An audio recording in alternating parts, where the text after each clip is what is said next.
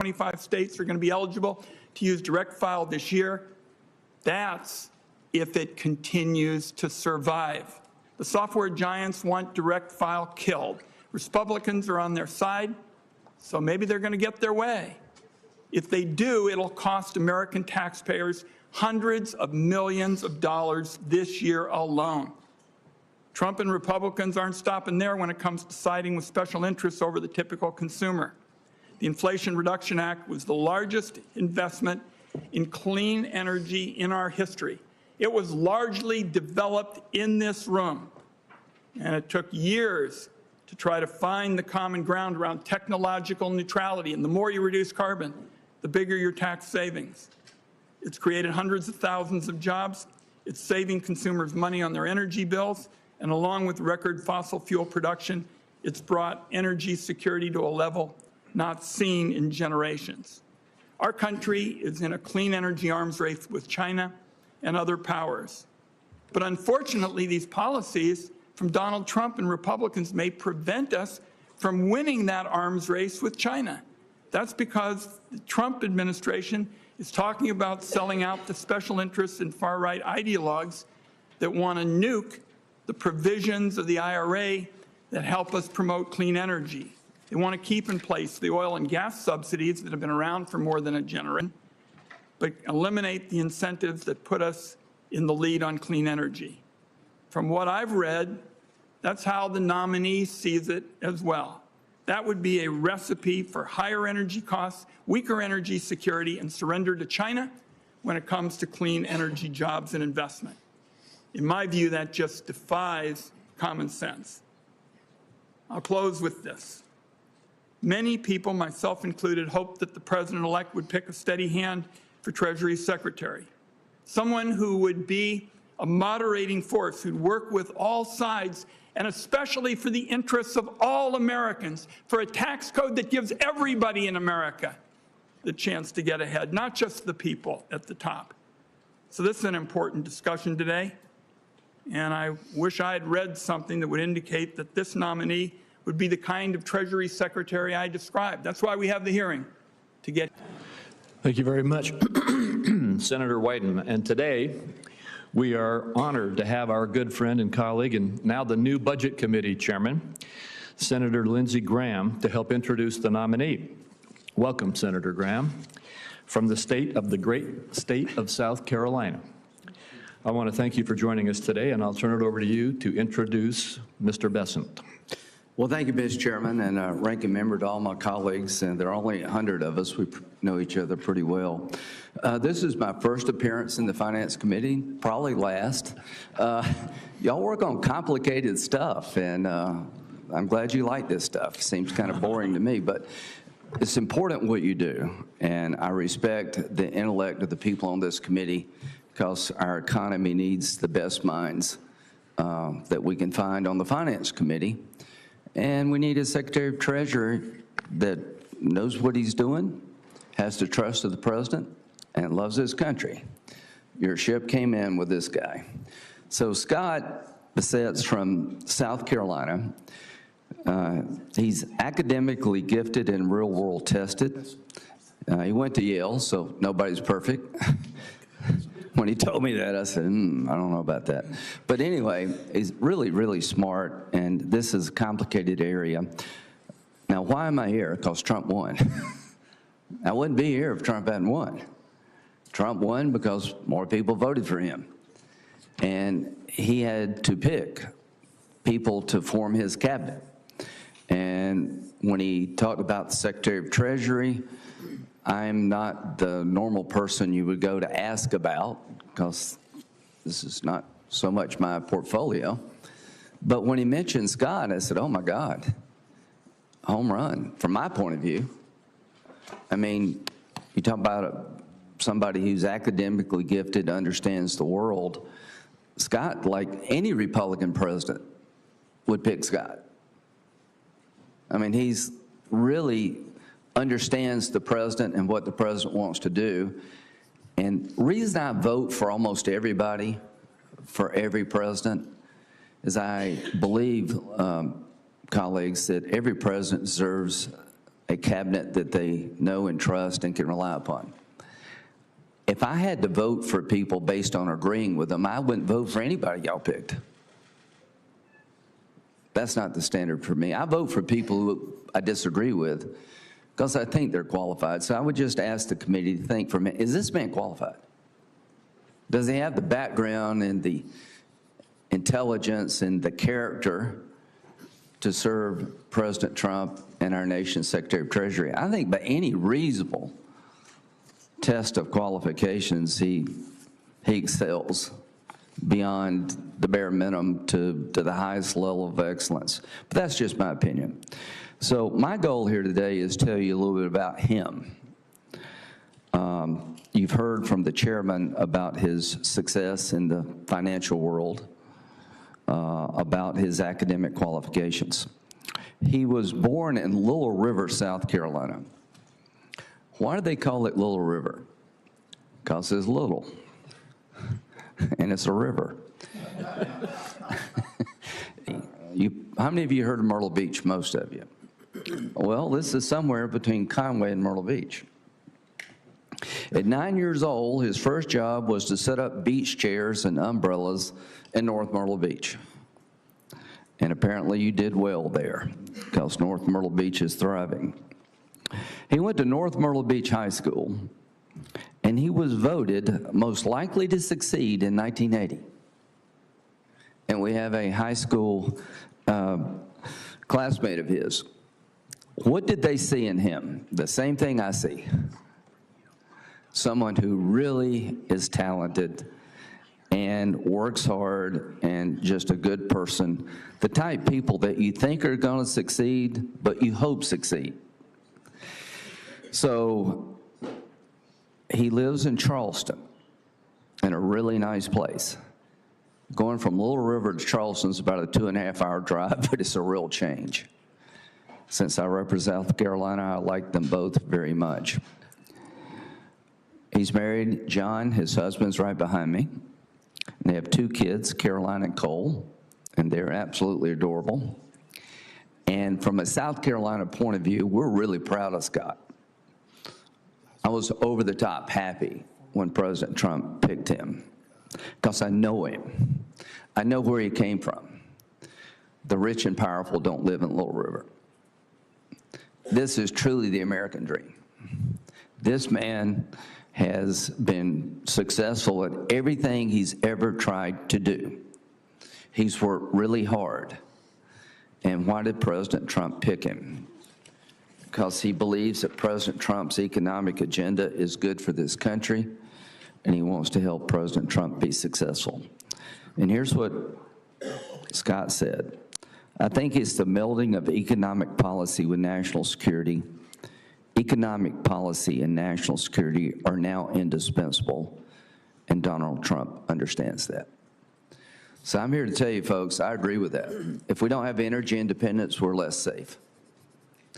If we don't get our debt in order, we're less safe.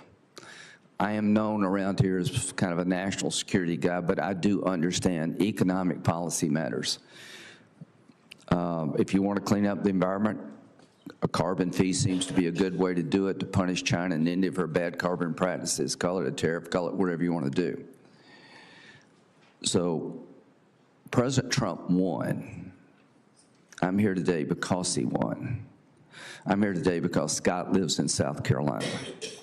I'm here today to tell you, if you use qualifications as your test, this is the easiest vote you'll ever take. If your goal is to play like the election didn't happen, then I guess you'll vote no.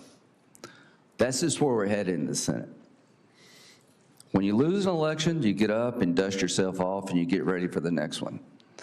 But I was honored when he asked me to introduce him, because I know this man, and America will be in good hands if he's our Secretary of Treasury. He deserves it. He's qualified for this job. And President Trump, thank you for picking him. On behalf of all of us in South Carolina, we're extremely proud of you, and we wish you well. Thank you. Thank you, Senator Graham. We appreciate you giving this introduction, and you are now excused, as is our practice. And Mr. Bessent, before we turn it over to you for your opening statement, I have 4 questions that we ask all nominees who come before this committee. The first is there anything that you are aware of in your background that might present a conflict of interest with the duties of the office to which you have been nominated? No, sir. Second, do you know of any reason, personal or otherwise, that would in any way prevent you from fully and honorably discharging the responsibilities of the office to which you've been nominated? No, sir. Third, do you agree without reservation to respond to any reasonable summons to appear and testify before any duly constituted committee of the Congress if you are confirmed? Yes, sir. And finally, do you commit to provide a prompt response in writing to any question addressed to you by any senator on this committee? Yes, sir. Thank you very much. Again, welcome to the committee, Mr. Bessent, and you may make your opening statement. Good. Thank you. Chairman Crapo, Ranking Member Wyden, members of the Finance Committee. It's an honor and a privilege to be considered by this committee as the President's nominee for the Secretary of the Treasury. I want to thank all of you who took the time to meet with me over the past few weeks. I want to thank my spouse, John Freeman, who is here today, and my wonderful children, Cole and Caroline, Mike, I'm not sure if his mic's working. who are sitting behind me. Mr. Bessent, could you pull the microphone a little closer to you? Who are sitting behind me for the ultimate civics lesson. I want to acknowledge 3 people who couldn't be here today. My 98-year-old mother-in-law, Celine Freeman, a World War II French war bride of an American soldier who lives with us in Charleston, South Carolina, making for a 3-generation household. My sister, Paige McLeod Bessent, who doesn't like crowds and prefers the mountains of South Carolina to large cities, and my recently deceased sister, Wynn Bessent, who worked tirelessly as a public defender in one of South Carolina's poorest counties. I also want to thank President Donald Trump for having placed his trust and confidence in me for such an important role in his administration.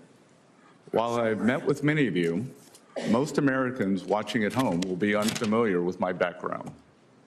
I have been blessed with a fulfilling and successful career, but my presence here today was far from predetermined. I was born and raised in the South Carolina Lowcountry. My father fell into extreme financial difficulty when I was young.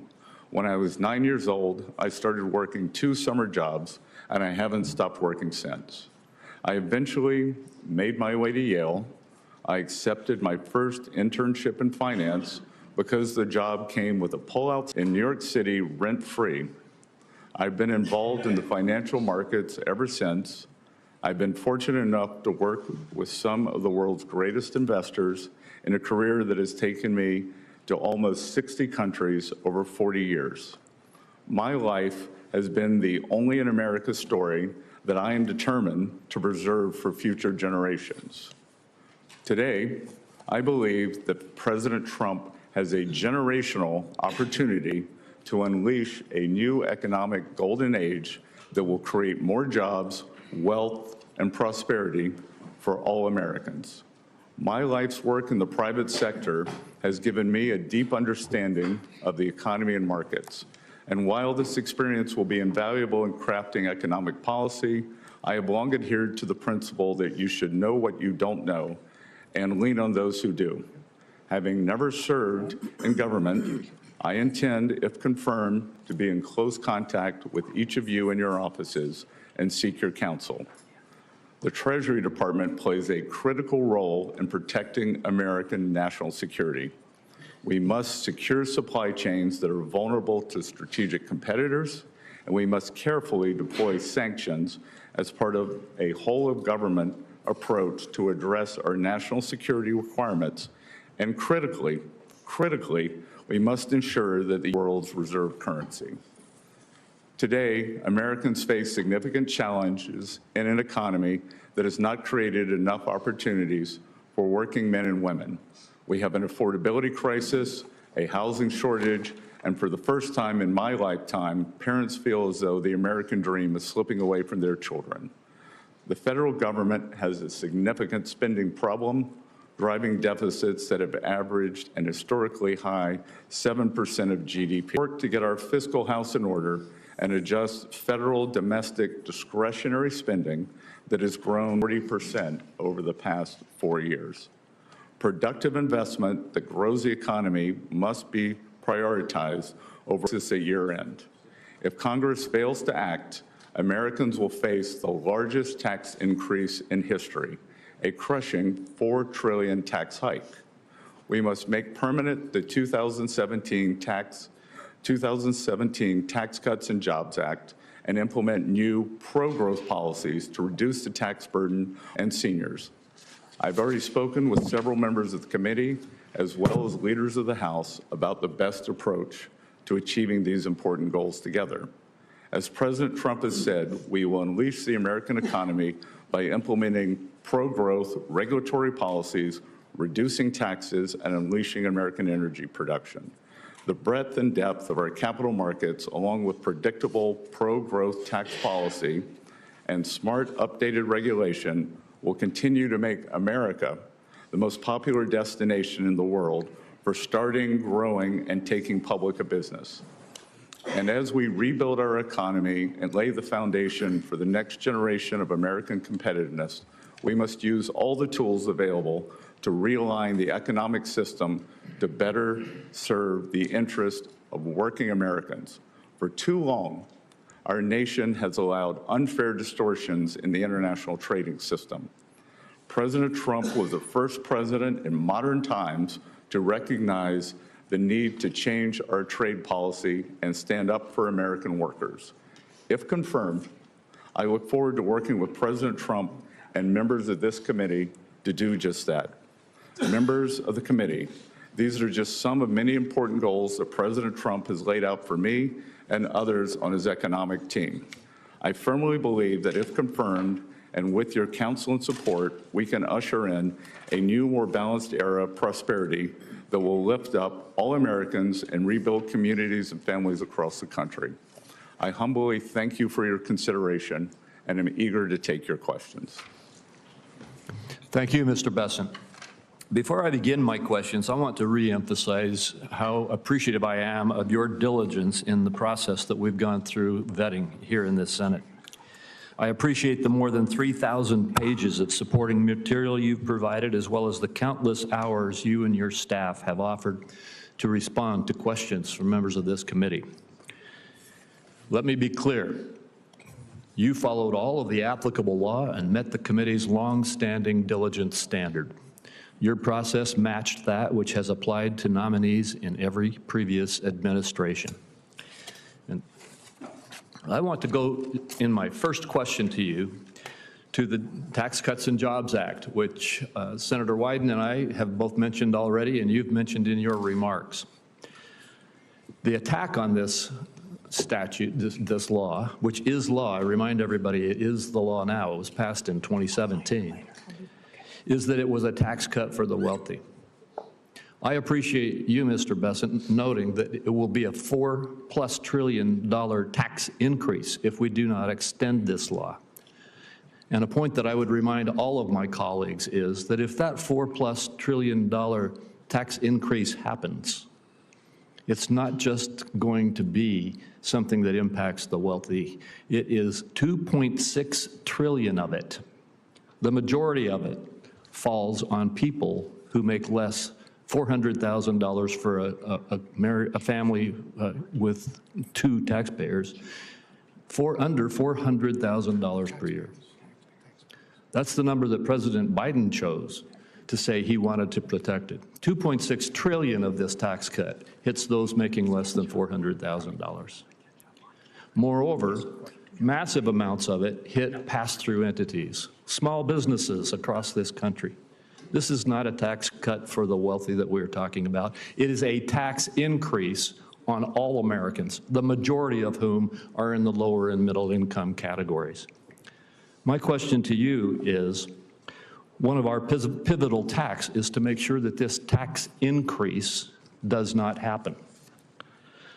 Can you give us your perspective on the impact that would occur in this country if we allowed this $4 trillion tax increase to happen?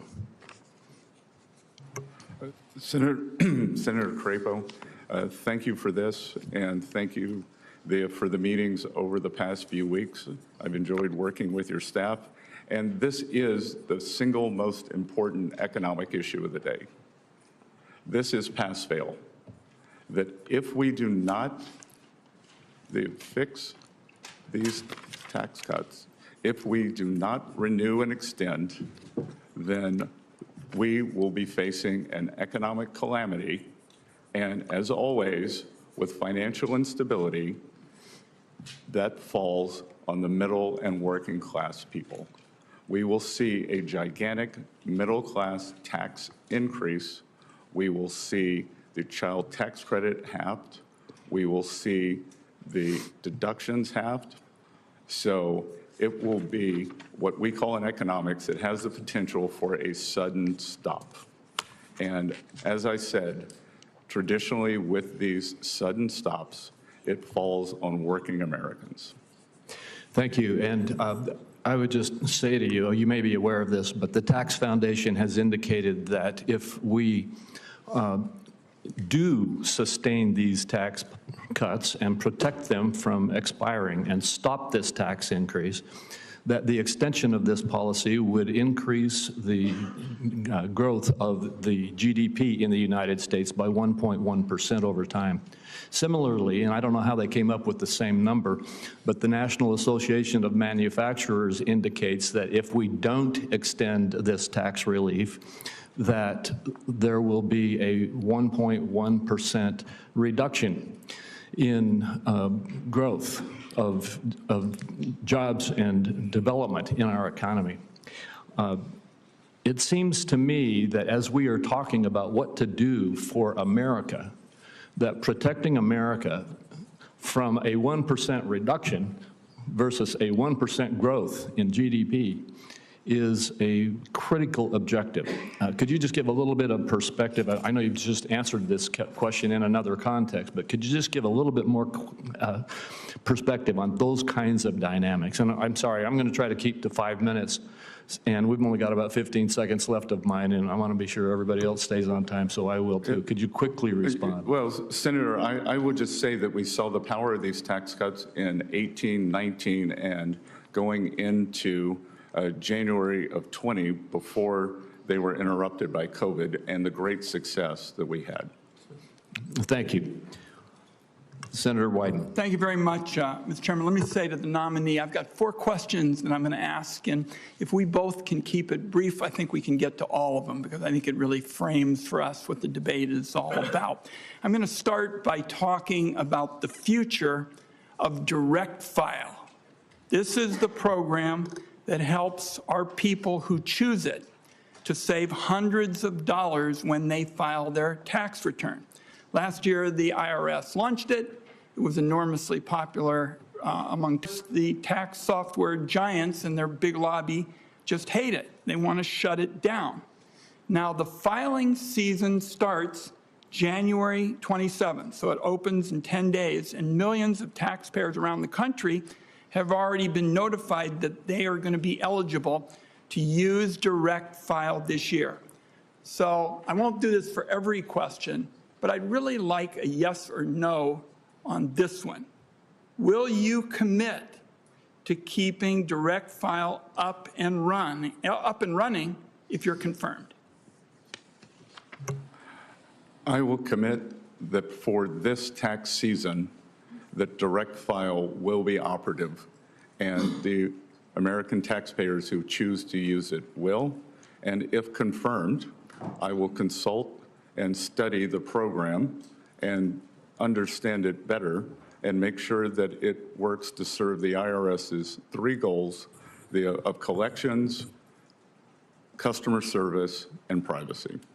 I appreciate the answer. It means that taxpayers are going to save, who choose to use it because it's voluntary, hundreds of dollars, and we'll have a chance to see once again how popular it is with practically everybody except the tax prep software crowd. On to tariffs. Donald Trump, with no plan and no strategy, says he's going to put across-the-board tariffs, blanket tariffs on all imported goods, which means that our workers and our small businesses are going to get clobbered with additional taxes on practically everything they buy from other countries. My question here is, who would pay these tariffs? Americans or foreign countries? So this, Senator Wyden, just to understand, so I can frame the answer correctly, do you believe that these tariffs are a consumption tax increase? Tariffs, you can call it whatever you want in terms of trying to gussy it up. They're going to be paid for by our workers and small businesses. And all through the campaign, we heard they weren't, that foreign countries were going to pay it. I think that's baloney. It's going to be paid for by workers and small businesses. So, your response. Yes, Senator, I would respectfully disagree. And the history of tariffs and tariff theory, optimal tariff theory, does not support what you're saying. Traditionally, we see that the current, if we were to say use a number that has been thrown around in the press of 10%, then traditionally the currency appreciates by 4%. So the 10% is not passed through. Then we have various elasticities, consumer preferences may change.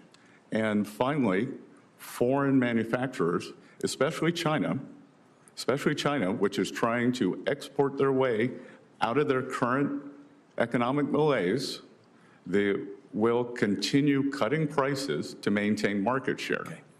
That's an academic view of it.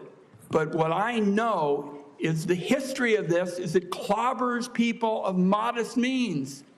They're the people who are going to get hit. And all through the campaign, there was a big show that it was going to be paid for by foreigners, not so. Two other questions I want to get in. And I already made it clear, and you and I talked about this. I'm for a tax code that gives everybody the opportunity to get ahead. You and I talked about my friend Bill Bradley. He and I have been working for this for years. Do you believe the tax code should treat wages differently than it treats wealth?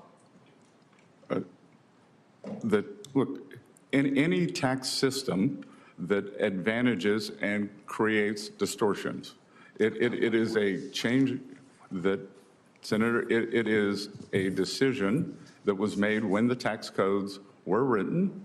And so every tax code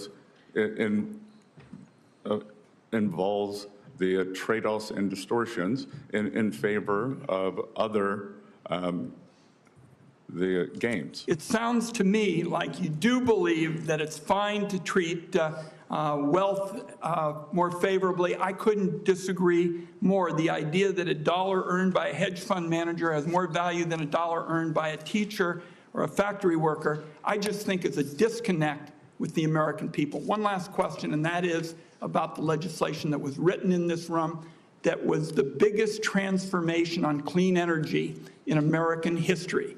That is our package that basically said the tax code as it relates to energy is a broken down mess. And we basically said we're going to have a technology neutral system. The more you reduce carbon, the bigger your tax savings. Now there is a big effort in the Trump administration to reverse it. I think that's going to be bad for the economy, but it is going to be damn good for China because we are in an... Senator Wyden, just so we can frame this for everyone in the room, China will build 100 new coal plants this year. There is not a clean energy race. There is an energy race. China will build 10 nuclear plants this year. That is not solar. I am in favor of more nuclear plants. And I would note that the IRA, as scored by the CBO, is wildly out of control in terms of spending on the upside. Well, first of all, the clean energy package does protect nuclear because members on both sides of the aisle in this room wanted it to be that way. But if you're going to talk about fossils, the United States has achieved a greater level of energy security than we've had in generations. Oil and gas production is at record highs. And it's not just that. but it's about clean energy, and I'm very troubled by your position denying that we're in an arms race with China on clean energy, because we definitely are. Thank you, Mr. Chairman. We do need to move on. And I told Senator Wyden he could have those 4 questions, but I want to remind everybody else we've got a 5-minute time limit. He deserved those extra questions. Senator Grassley. Mr. Bessent, congratulations. And you remember that tongue-in-cheek comment I made to you that you're going to be asked by the chairman, will you answer all of our letters? And everybody that comes to the Hill says, yes, they're going to. And I said, maybe you better say maybe, because most people don't keep that promise. So I just wanted to remind you, if I write you a letter on my oversight responsibilities, I'd appreciate it if you'd answer it. Now to my first question. My Democrat colleagues believe, you gonna put that up? My Democrat colleagues believe the only solution to our unsustainable debt and deficit is higher tax rates and that ends up being on job creators and families alike. However, history proves that high tax rates fail to raise significant revenues. Taxpayers, workers, and investors are smarter than that. In other words, they're smarter than we in Congress that thinks that at one time a 93% marginal tax rate would bring in more revenue than a 70% tax rate or a 50% tax rate or a 30% tax rate or a 40% tax rate and so on. But as you can see from this chart, Congress isn't too smart because the taxpayers decide how much money they're going to bring into the federal treasury. Now, on the other side of the ledger, federal spending is at levels we've never seen outside of war and recession and still growing. So I'm making a statement to you, but if you'd like to comment on whether or not we have a fiscal imbalance primarily or a spending problem rather than a revenue problem. Senator Grassley, I enjoyed visiting you in your office, and will remind you that when we were talking about the American agriculture, that I may be the first Treasury Secretary nominee in a long time who knows what a section is, 642 acres, and am involved in the farming business. And yes, we do not have a revenue problem in the United States of America. We have a spending problem. That historically, for the past 40 or 50 years, revenues, federal government revenues, have averaged about 17 to 17.5% of GDP. And spending has been slightly over that, leading us to a 3.5% budget deficit, which is manageable because we have roughly 3.8% nominal growth, 1.8% real growth, 2% inflation. Today, as you stated, and to be clear, this is one of the things that got me out from behind my desk and my quiet life in this campaign, was the thought that this spending is out of control. We are spending about 24, 25% of GDP. So as you said, 6.8 to 7% deficit. We have never seen this before when it is not a recession or not a war. And I am concerned because several times the Treasury of the United States has been called upon to save the nation, whether it was the Civil War, the Great Depression, World War II, or the recent COVID epidemic. Treasury, along with full government and Congress, has used its borrowing capacity to save the Union, to save the world, and to save the American people. And what we currently have now, we would be hard-pressed to do same. My last question is one I ask a lot of people that come from Treasury. While I oppose tax hikes on individuals, families, and small businesses, I've long championed sensible policies geared towards shutting down tax loopholes and providing tools to IRS to detect tax cheats. A primary example is my legislation that I authored in 2006 the IRS whistleblower law. It's brought $6 billion back into the federal treasury. This program could raise billions more if IRS would use it to its full potential. So I hope I can count on you if you're confirmed, and I think you'll be confirmed, to be supportive of this whistleblower program and work to ensure its full use to its full potential. Senator Grassley, we are in complete alignment on this program. Thank you. Next would be Senator Cornyn. Well, thank you, Mr. Chairman. Mr. Bessent, welcome to Washington, D.C. You're getting a taste of what it's like here, which is an out-of-body experience for most people who are not acquainted with it. I happen to represent a state that has the 8th largest economy in the world. We think we understand the formula for economic growth and prosperity and opportunity, which are low taxes, a reasonable and modest regular invest and create opportunities for other people to pursue their dreams. We think there's a lot Washington can learn from that formula, and it sounds to me like you agree. One of the strange experiences I've had here is that so many of our colleagues, principally on the other side, think that the money that you earn is not actually yours. It's the federal government's, and you just get to keep a little bit of it. Conversely, I believe that the money that people earn is theirs, and they have a responsibility to pay taxes, but as you point out, an over-tax burden or large tax burden has a way of depressing the economy and reducing standard of living. So I'm grateful for your nomination, and I think you are exactly the type of individual that needs to serve in this important position, and I support your nomination wholeheartedly. Let me ask you, in the short time I have, one sort of obscure question and another one that we discussed in our office. As you know, the market for U.S. Treasuries is the largest market in the world at $28 trillion, and it's critical to the financial futures at the London Clearing House, which is overseen by the Bank of England. Some argue that the Bank of England would have control over a, heaven forbid, a default scenario in this critical market instead of the U.S. Is this a concern to you?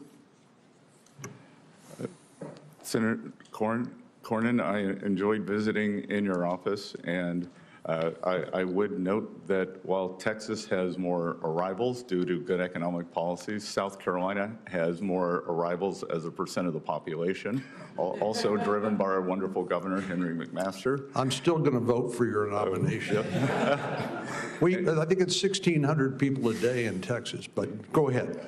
Yeah. Everything's bigger in Texas, sir. You raised a very important question, and one that I will investigate further. I was unaware until the past few days of this with the new exchange. What I can tell you is, as a student, a professor of economic history, that it is important for the U.S., for U.S. Treasuries, for us to be able to resolve any stress issues in the market in the U.S. We saw during the Lehman Brothers bankruptcy that many of the problems emanated from the UK subsidiary. So this is something that, thank you for bringing this to my attention, and I am my answer on this if confirmed. Thank you. You appropriately mentioned China as one of our biggest challenges. While I believe in free and fair trade, we know that some countries, principally the PRC and the Chinese Communist Party, don't play by the rules. Over the years, by some estimates, U.S. market value, that was at the end of 2020, that included $21 billion. These are American companies investing in China. $21 billion in semiconductors, $54 billion in military companies, and $221 billion in artificial intelligence. So it's pretty clear to me that U.S. investments have fueled China's economic growth, which has allowed them not only an increased standard of living, which is great for the Chinese people, but problematically, it's also allowed them to modernize their military and now threaten the peace in the Indo-Pacific and beyond. As we discussed, I've introduced a bill that would require transparency of American companies investing in China. And of course, the entity that would receive the reports from American companies that do that, and since it's strictly a reporting requirement, would be Treasury. What's your view of an outbound investment transparency requirement? Senator Cornyn, I believe that, as we discussed in your office, this is a very important issue. That the Chinese economy is the most unbalanced economy in the history of the world. They are using their surpluses to fund their military machine in China, and I'm not going to try the Mandarin pronunciation for the sake of everyone in the room, but there is a phrase that is 2 words: military industrial, and military always comes first. So we should understand that, and that we should have a very rigorous screening process for, as you identified, anything that could be used in AI, in quantum computing, in surveillance, in chips, that the U.S. has the lead, and we must make sure that we maintain it through smart policies such as you and I discussed. Thank you. We need to move on. Senator Bennett. Mr. Bessent, thank you for being here. Mr. Chairman, congratulations on your position. We look forward to working with you, as I always have. Mr. Bessent, thank you for your willingness to serve. We are at the beginning of what's going to be a vigorous conversation about the country's fiscal health. You've described our deficit as alarming, and yet you're here with the same Trump tax policy that has burdened the American people with another $2 trillion of debt that their kids and grandkids are going to have to pay back. And despite the conversation we've heard over here, clearly, you know, the distribution of it was deeply, deeply, deeply unfair to the top 5% of Americans, 75% of it, if you add the SALT, which even the Wall Street Journal won't support because it's so unbelievably outrageous, will go to the wealthiest 5% of Americans. The tax one that's hard, it is, for some reason in this room, it makes sense to people. In America, I don't think there's been a mayor in the history of the United States whose tax policy has been to go to the people of New York City or of Atlantic City or even of Mar-a-Lago and said to them, I have an idea. I'm going to borrow more money than we have ever borrowed in the history of that community, and I'm going to spend it. And I would say, well, geez, I'm worried about that. I don't want us to borrow a bunch of money without knowing what it's going for. What is it going for? Is it going for schools? No. Is it going to compete with the Chinese in their defense? No. Is it going to pay for? No. Is it going to pay to secure our border? No. What are you doing with the money, Mr. Bessent? What were you doing with the money, Mr. Mnuchin? What are you doing with the money, Mayor in America? The answer is we are going to give it to the richest people in America, the richest people in our community, and expect that somehow that's going to trickle down to everybody else. That has been the Trump tax policy since the day he showed up, and no mayor in America would ever, with a straight face, say that's what they should do. And in fact, no America in history has done that. But to add insult to injury, you sit here, and Mr. Mnuchin sat here at his time and said, it's all going to be paid for by economic growth. We know that's not true. We know it costs $2 trillion. So while the benefit went to the richest people in America, the cost is being borne by the children of working people all over this country. And that's what's going to happen now. It's $4.6 trillion this time, not $2 trillion. And then you come here, and this is my question, Mr. Bessent, and you sneak into your opening statement that we have a spending problem, and what we have to focus on, as you said, is discretionary spending after your crocodile tears about how China is out competing us. And as you know, because you're a smart person, and you've spent a lot of time on Wall Street, just like your predecessor did, discretionary spending is about a third of our overall spending. 17% of what we spend is domestic. 17% roughly of what we spend is military spending, that spending you were talking about with respect to China. There are so many things I think you owe the American people after we have seen the catastrophe of the last time and the fact that the benefits went to the wealthiest people. But don't you at least owe the American people a refund for the $2 trillion that they've already incurred because of the last round before you get to the $4.6 trillion?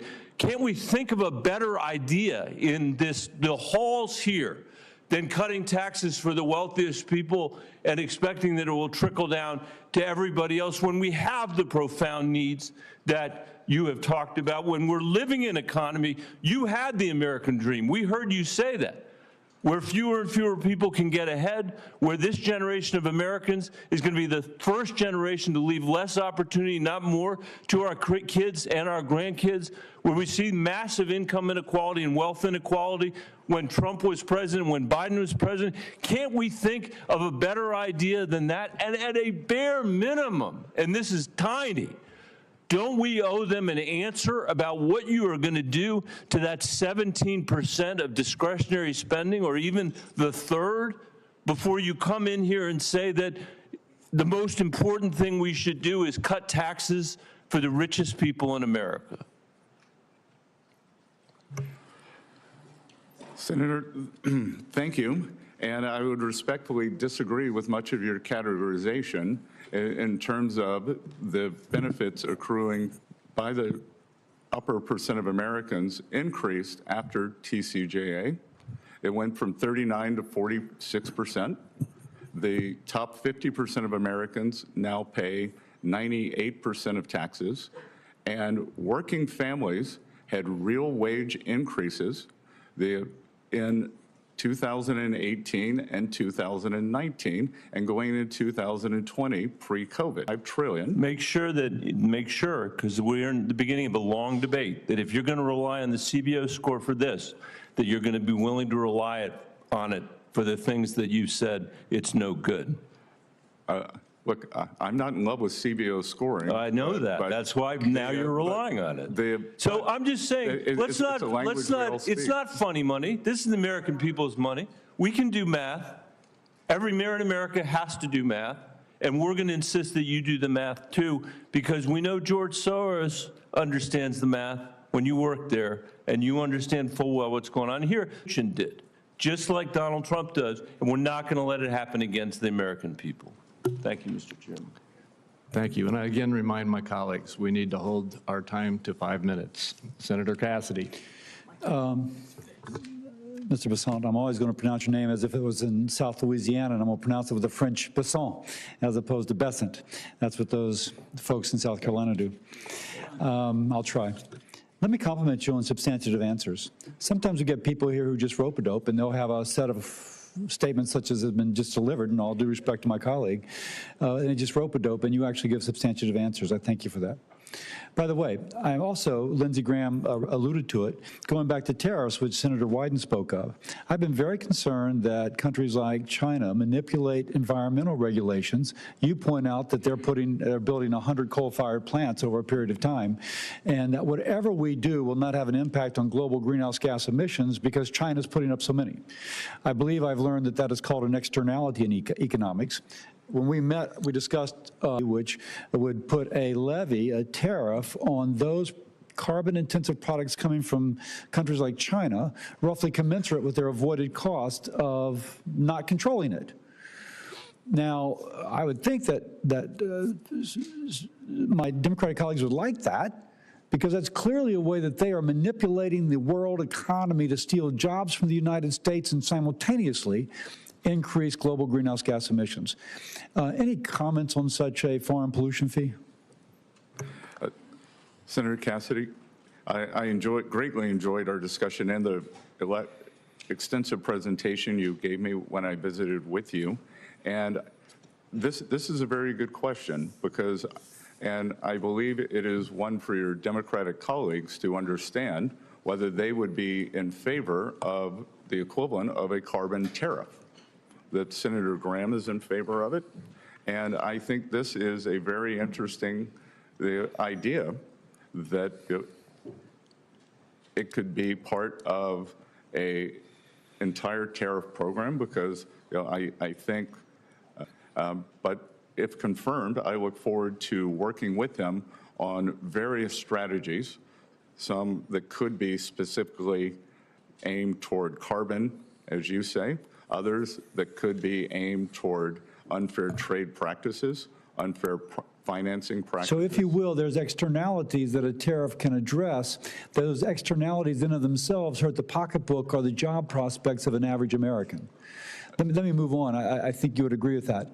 I applaud your goal to get our debt to GDP ratio down to 3%, or percent of our GDP down to 3%. But you studiously say that we can't talk about things like Social Security. And I think that's because routinely, if we talk about Social Security, we presume that there's going to be a cut in benefits or a raise in taxes. I think we spoke when we met. I and others have a bipartisan plan that would create a pension investment fund separate from the Social Security Trust Fund, and that, just like we do with our 401ks, invested in the broader economy and use the proceeds from that to offset the upcoming 25% cut in Social Security benefits that will occur if we don't address this problem. And just so folks get that, under current law, when the Social Security program goes insolvent in 8 years, per CBO, there'll be a 25% cut in benefits. Under the plan I and others have endorsed, it's a pension investment fund in which we, again, would invest in the broader economy with all the safeguards to keep the government from interfering. I mention that because it seems that other advisors to the president, incoming president, have spoken of creating an investment fund to benefit. Mr. Lutnick, I think, has. Mr. Paulson did on the campaign trail. What are your thoughts about that concept? I think they spoke about it as sovereign wealth. I'm speaking about it as a fund to bail out social. Not, by the way, all risk borne by the fund, none of the risk borne by the beneficiary. She would get her scheduled benefits. What are your thoughts on that? So, Senator Cassidy, first of all, I want to emphasize that President Trump has said that Social Security and Medicare, they will not be touched. And I believe... but I'm saying touch in a positive way, not cut benefits, not raise taxes, indeed increase benefits, and take that 25% cut off the table, just to make that clear. No, I understand. And so those would not be touched. One of the tragedies of this blowout in the budget deficit is that we have to get our short-term house in order to start, before we can start implementing the smart plans such as yours. I do believe that there is discussion to leverage the asset side of the U.S. balance sheet, as we discussed in your office, in favor of a fund, whether it's a sovereign wealth fund, something, as you discussed, a supplemental fund. So that is very much in the mix. I look forward to getting back to you on it. President Trump hasn't taken office yet. If confirmed, this is something that I think could be very exciting because we always look at the debt of the United States and we have fantastic assets that could be earning, leveraged, or used for multiple revenue-generating opportunities. Thank you. Thank you. Senator Warner. Thank you, Mr. Chairman. Congratulations. Mr. Bessent, it's good to see you and enjoyed our meeting. I've got some specific questions I want to ask, but I don't want to litigate this now. But I do feel, as someone working with Senator Crapo and others, when we took on, I still think, the most comprehensive approach, Simpson-Bowles, and we took arrows from each side. And I'm looking at any kind of pro-growth policies possible, but I just respectfully want to say there is not an industrial nation first world industrial nation in the world that gets anywhere close to meeting their revenue needs, and I'm not proposing that America spend anywhere like the Europeans at 17 to 18% of GDP. It's never happened historically. It's not going to happen in a Trump administration or future Democratic administrations. So I just, we'll have a time to talk back and forth on this, but I can't let some of this go without at least offering something that there's not an economist around that wouldn't concur. We got to bring down spend, but the revenue side alone is not, excluding that, we're never going to get to a balance. I do want to raise on a more positive note, again, something I worked closely with the chairman on, and actually worked with your predecessor on, and was very proud of that relationship. I disagreed with Secretary Mnuchin on a lot of things, but I found a lot of things to agree with him on. And one was a relatively narrow part of the financial sector called Community Development Financial Institutions, CDFIs. Under the previous Trump administration, we put about $12 billion in. This serves access to capital for underserved communities. Under Senator Crapo's leadership, we built a 24 bipartisan senators agree on anything. It's kind of low-hanging fruit. There are things we can do to continue to expand this area, creating a secondary market. We've got some bipartisan legislation there, trying to reward patient capital. A lot of these institutions now have Tier 1 equity, but they've got to get patient capital. And again, Senator Crapo and I have worked with the current administration, would want to work with yours on something called the Economic Opportunity Coalition. But can you say a word or two about how you view CDFIs and this making sure that underserved communities get the access to capital so they can have their own American dream, how that fits into your lexicon? Senator Warner, I enjoyed talking to you about CDFIs in your office. The early part of my career was as a financial services analyst, so I have the breadth of the U.S. financial services industry is what makes the U.S. economy, differentiates the U.S. economy from the rest of the world. And I think the addition of these CDFIs into underserved communities are very important. Well, I appreciate that. And again, it's bipartisan.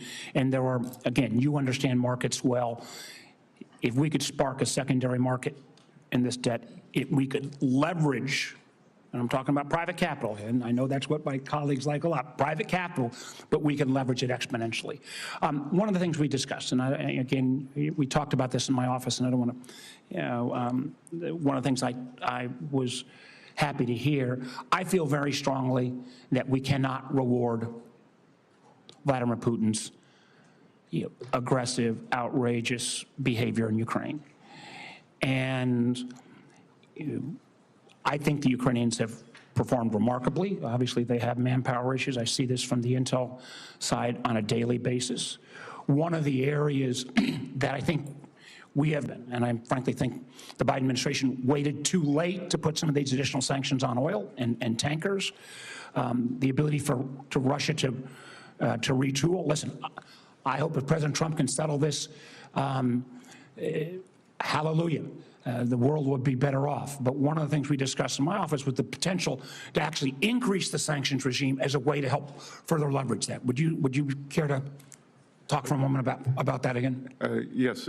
So, Senator Warner, I believe that the sanctions regime, especially, well, first of all, I would say in my adult life that the tragedy going on in Ukraine is one of the greatest tragedies of my adult life, and ending that as soon as possible, and any role that Treasury can play in that, if confirmed, I would like to do. As we discussed, I believe that the sanctions were not fulsome enough. I believe that I believe that the previous administration was worried about raising U.S. energy prices during an election season, and I am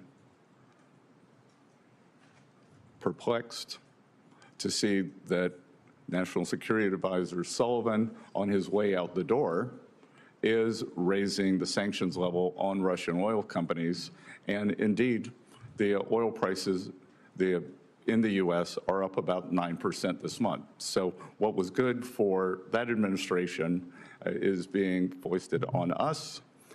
But having gone from, I think, low-level sanctions to mid-level, that if any officials in the Russian Federation are watching this confirmation hearing, they should know that if I'm confirmed and if President Trump requests, and as part of his strategy to end the Ukraine war, that I will be 100% on board for taking sanctions up, especially on the Russian oil majors, to levels that would bring the Russian Federation to the table.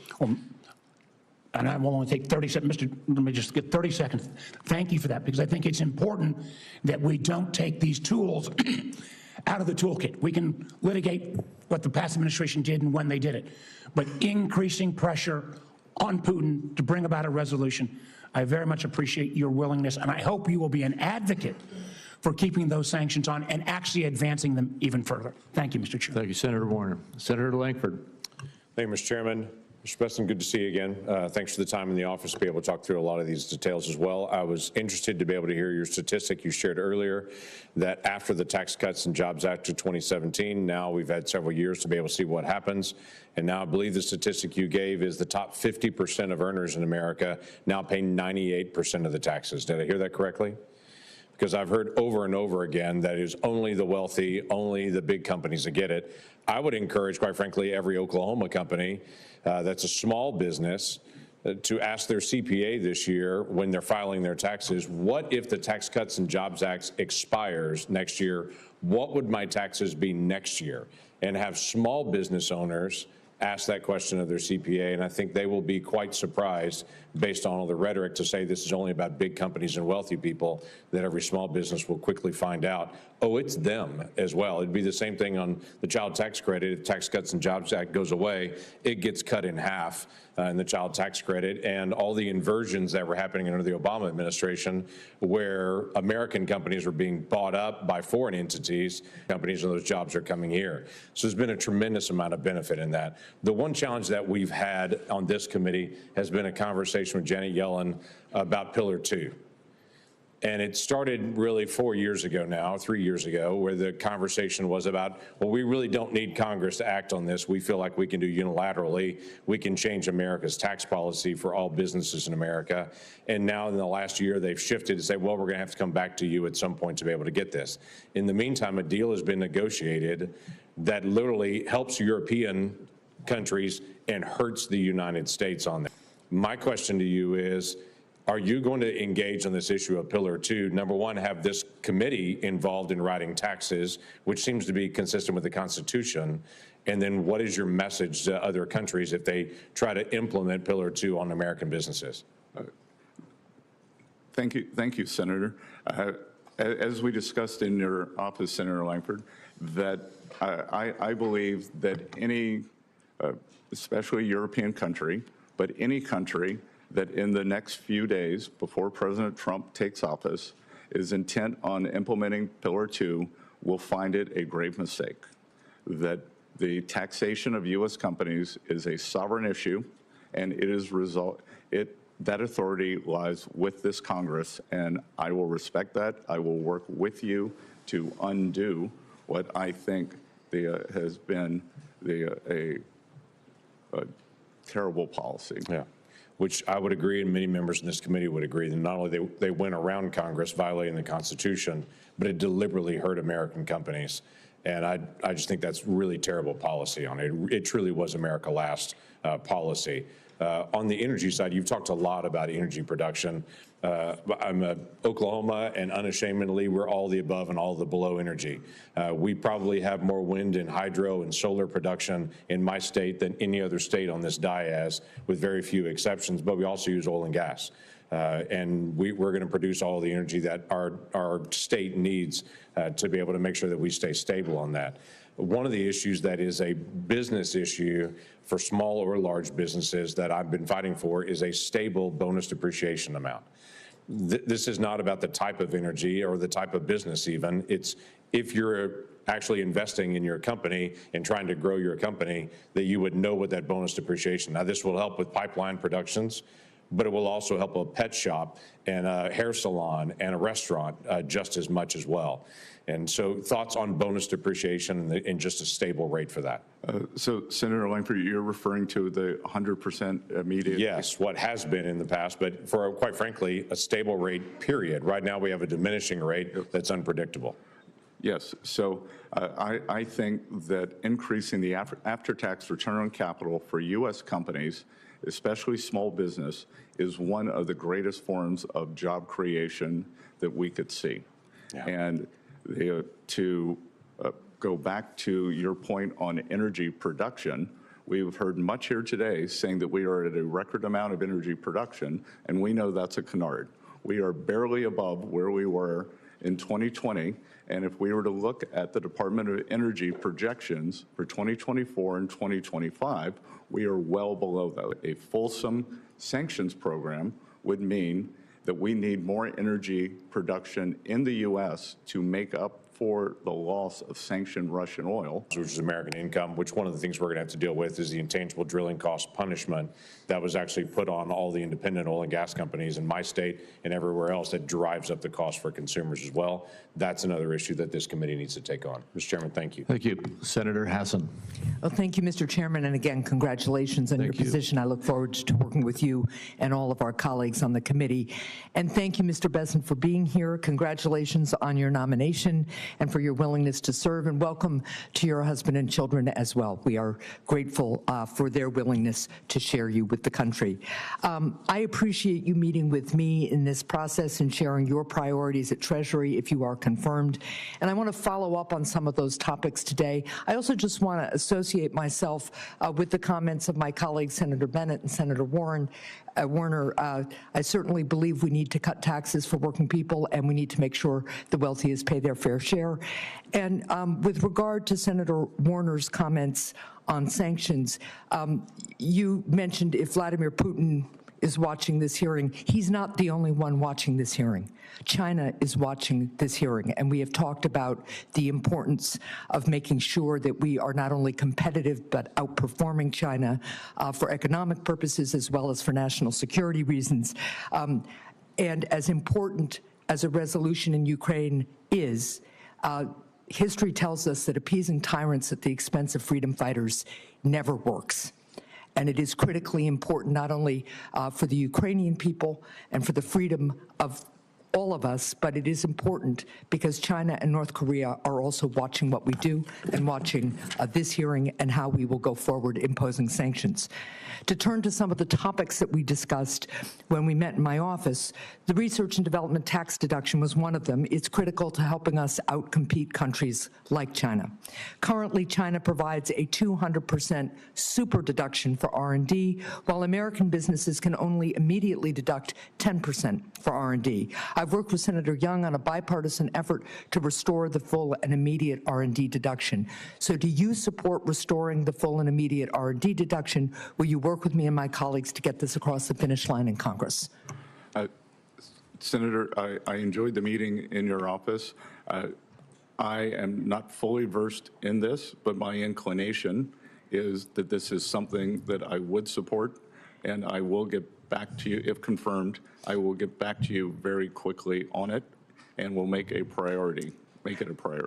Do you agree it's an important tool for American companies to improve their competitiveness? Yes, Senator. Thank you. One of my elect Trump's policies, do you believe that prices for families will go up or down? I believe that inflation will be much closer to the Federal Reserve's target of 2%. And I believe that what we have seen over the past few years is that the bottom two income quintiles have a very different basket of goods and services. So there are two ways. We can either lower cost or we can get real wages up. I would hope that we would be able to do both. So you believe that President Trump's policies will further increase wages and lower inflation? I believe that they will increase real wages and lower inflation closer to the Federal Reserve's 2% target as it did during President Trump's first administration. Are there any specific policies proposed by the president-elect that you expect will increase prices for families? Nothing I can immediately think of. So that's a no. If the president-elect were to propose a policy that you believe will increase prices, would you advise against it? I would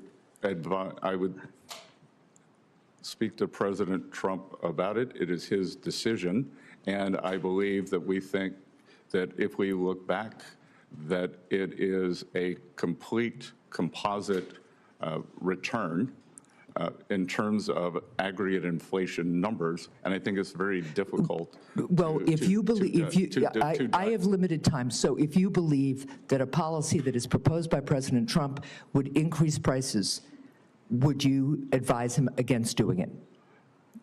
Yes or no? I can't answer that question because it's a hypothetical. All right, let's move on to, when we met prior to the hearing, you told me that President Biden was responsible for increased prices over the past 4 years, something we can litigate, but I don't want to right here. By the same token, I assume you would agree that it would be responsible. I think there could be a variety of reasons. I think that it could be we will see the policies of the Federal Reserve, the spending policies. Congress sets the spending policies. I'm going to cut to the chase because I'm out of time. But at the end of the day, what you're articulating is a double standard, and it's disappointing to me. Thank you, Mr. Chair. Thank you. Senator Daines. Chairman, thank you. Mr. Bessent, good to have you here this morning. I think we're seeing here in this committee is we really do have a divide between two very different philosophies about how to go forward and what's best for the American people in this economy and what's best for global competitiveness. I remember sitting right in this chamber as we were debating whether or not we should launch the multiple trillion-dollar massive spending bills, which is a $2 trillion COVID bill, the Inflation Reduction Act, massive multi-trillion-dollar bills that even Democrat former secretaries of Treasury said could be inflationary, and indeed it was. You compare that outcome to what we are going to return back to the policies of the prior Trump administration, that when you lower taxes for businesses and the American people, you create more tax revenue, you create more economic activity, you create more wage growth, particularly for minorities as well. And you start to get back into winning in terms of global competitiveness. We stopped the inversions. It was absolutely like, boom, went from multiple inversion to zero once we moved forward with this. And I couldn't be prouder of what we did boldly back during the Trump administration. We tried to fight against during this administration these massive out-of-control spending bills that were inflationary, and the American people suffered greatly with these, work with you to restore sanity back to where we were under President Trump. So congratulations on your nomination and your willingness to serve. With the expiration coming of these tax rates, we're facing a $4.3 trillion tax increase if we don't act this year. As we begin drafting this bill, and I applaud Chairman Crapo, he brought us together as ranking member last year prior to getting the majority back, anticipating we might have this moment. And we started talking about what are some key themes. Then we got into the details over several months of working groups for this next tax bill to renew and protect, preserve the tax rates and prevent a $4 trillion tax increase. One of the key words was permanency. Permanency. I've expressed my support for the use of current policy baseline. I've expressed my support for permanency because we add uncertainty here in Congress with expiring tax code provisions. It's time to make them permanent, to take one additional burden away from the American people wondering what's going to happen with Congress, whether my tax rates will depend on what happens in the next election or what happens if Congress can act. Let's take that off the table with permanency. My question, Mr. Bessent, is you've said we need to grow our way out of our current economic situation. I couldn't agree more. And that's just the philosophical divide we face here. Somebody who embraces more the supply side idea, reduce rates, unleash capital into the free markets and let those markets decide where that investment relies versus a bunch of bureaucrats here in Washington with wasteful spending. How does permanency and certainty of the tax code affect our ability to grow out of these problems? Senator Daines, I've enjoyed getting to know you over the past year with your work on the National Republican Senate Committee and talking to you in your office, and also discussing your history in the private sector, both of the big company and small companies. And a question like that makes it clear to me that you understand the incentives, that it is incentives that drive everything in tax policy. And I can tell you that since November 5th, for small businesses, we have seen the biggest increase in optimism since they have been keeping the metric. They are pass-through corporations believe that we will get the tax across the line. I think we could see a bigger increase in optimism. In economics, when we have something we can't define, we call it animal spirits. And I think we are seeing animal spirits, a nascent move up, but permanency and forward guidance gives people certainty. We get capital and investment, we get hiring, we get real wages.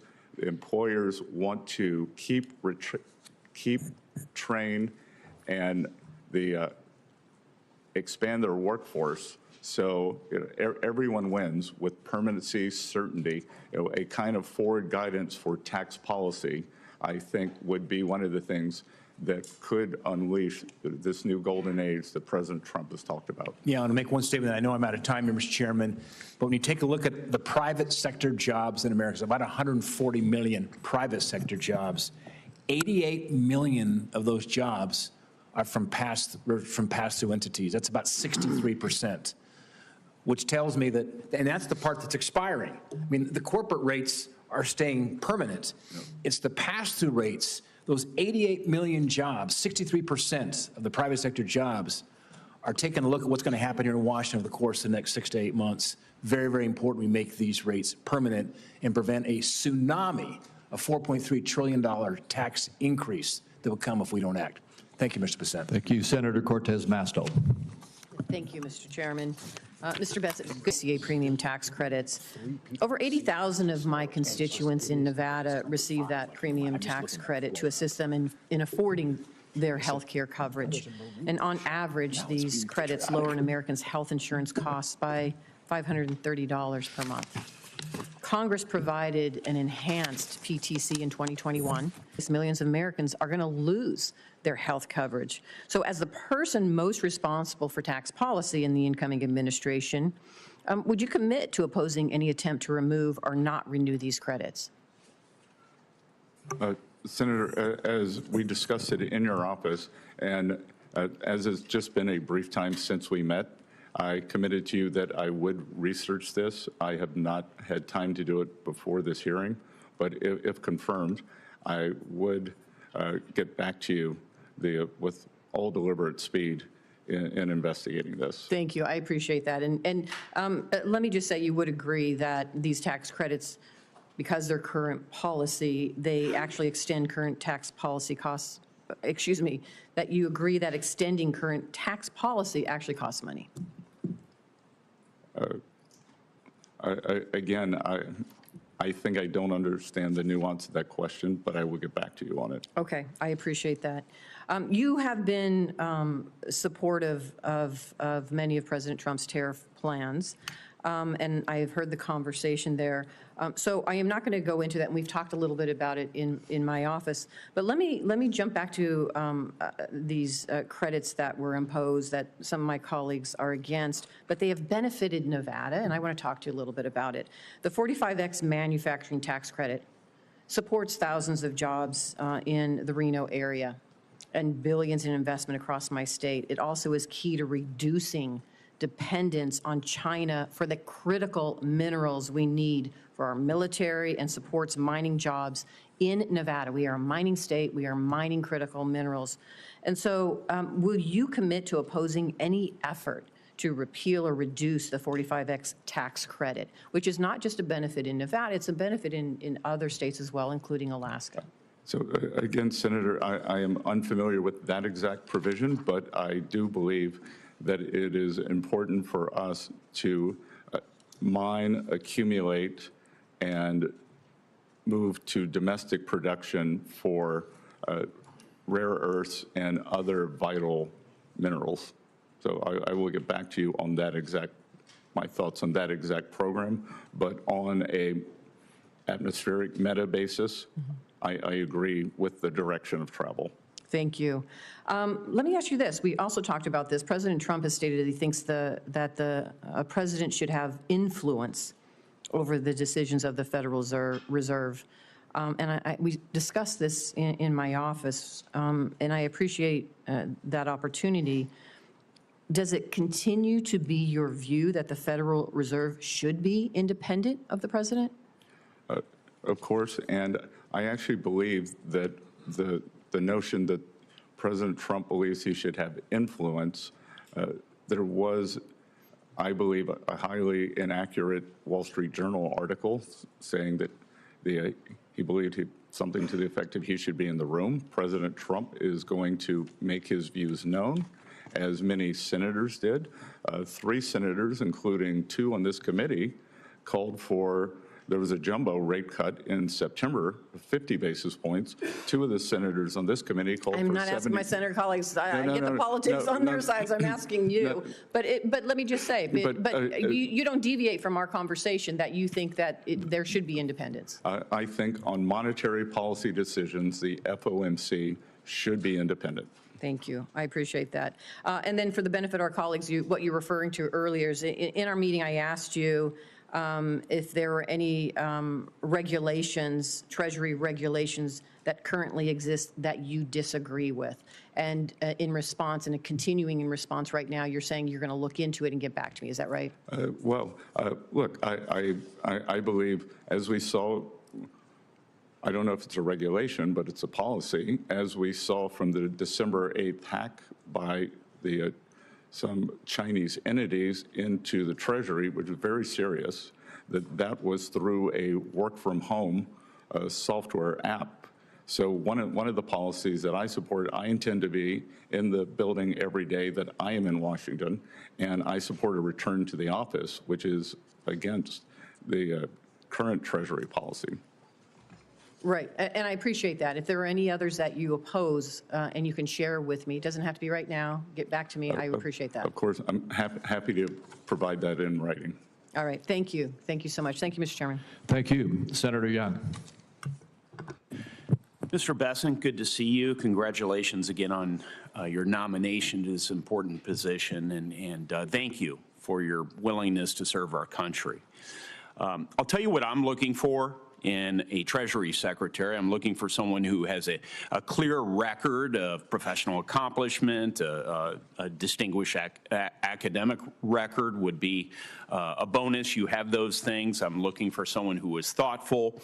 What I care less about is the performative dimension of the job, I have to tell you. So there's a lot of chatter in Washington about that, but I do appreciate your thoughtful answers here this morning. So I'm going to dive in and begin by asking you about a dimension of your role as Treasury Secretary. You will inherit the role of chair on the Committee on Foreign Investment in the United States, also known as CFIUS, that reviews foreign investments in American industries. And very recently, President Biden blocked Nippon Steel's acquisition of U.S. steel on national security grounds. Yet he and the administration provided no clear, substantiated evidence, publicly at least, to justify this decision. For my home state, this abrupt action has instilled a lot of anxiety, particularly in the Gary, Indiana area, where there's nearly $1 billion in investments that were promised.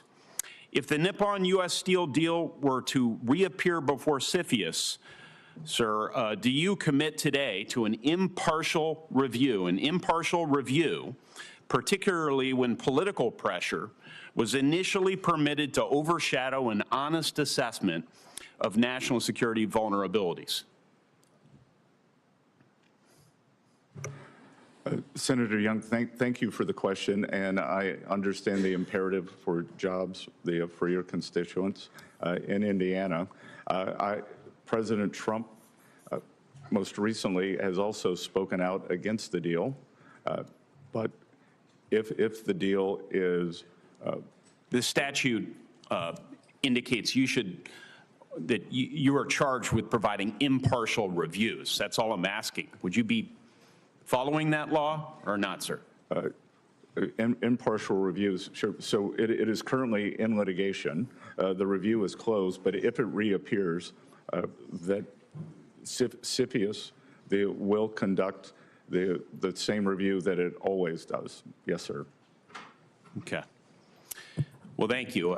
We may have an opportunity to work together on that effort. Mr. Bessent, your nomination comes at a time when tariffs are central to our economic debates, particularly on issues like inflation, supply chain resilience, and job creation. Now, I believe that in moderation, tariffs, for a time, strengthen America's negotiating leverage with other nations, and they can strengthen certain national security relevant industries. But overuse of tariffs can inflate costs and provoke trade retaliation. As Hoosier farmers have experienced firsthand over the years, they often bear the impact of these retaliatory measures, leaving already thin margins much more vulnerable. What concrete steps would you take to shield these Indiana producers if major trading partners impose steep duties, and how do you envision the Treasury Department's role in supporting them? Thank you, Senator Young. As I mentioned before, and I may have mentioned it when I was in your office, our family is involved in the farming business, and soybeans and corn, so I'm very sensitive to this and very up to date. The American farmers have been very loyal. 90% of rural voters voted for President Trump, so they should know that their interests are his interests. And when you ask what I would do specifically, I have said recently, the Biden administration kept on all of the Trump tariffs, but what they did not do in the agreement with China was enforce the purchase provisions. So if confirmed, next week, if confirmed, I would begin pushing for the purchase guarantees that were in the China agreement to be enforced, and perhaps they push the Chinese for a catch-up provision over the past 4 years. Just a quick follow-up. In terms of the application of tariffs, a skilled negotiator might sometimes use broad tariffs to gain leverage, and then in other cases, a more sector-specific approach could be a area or perhaps benchmarks would you use to inform your decision to go with across-the-board measures or more surgical tariffs? And do you believe there should be any built-in caps or triggers to prevent an unintended escalation? Senator Young, I haven't been confirmed yet. President Trump isn't in office, but I would imagine that the American people, should think about tariffs in 3 ways under the Trump administration. One will be for remedying unfair trade practices, either by industry or country, the Chinese tariffs, the steel. 2, maybe for a more generalized tariff as a revenue raiser for the federal budget. And 3, President Trump, I think, has added a 3rd use of tariffs, as you said, as a skilled negotiator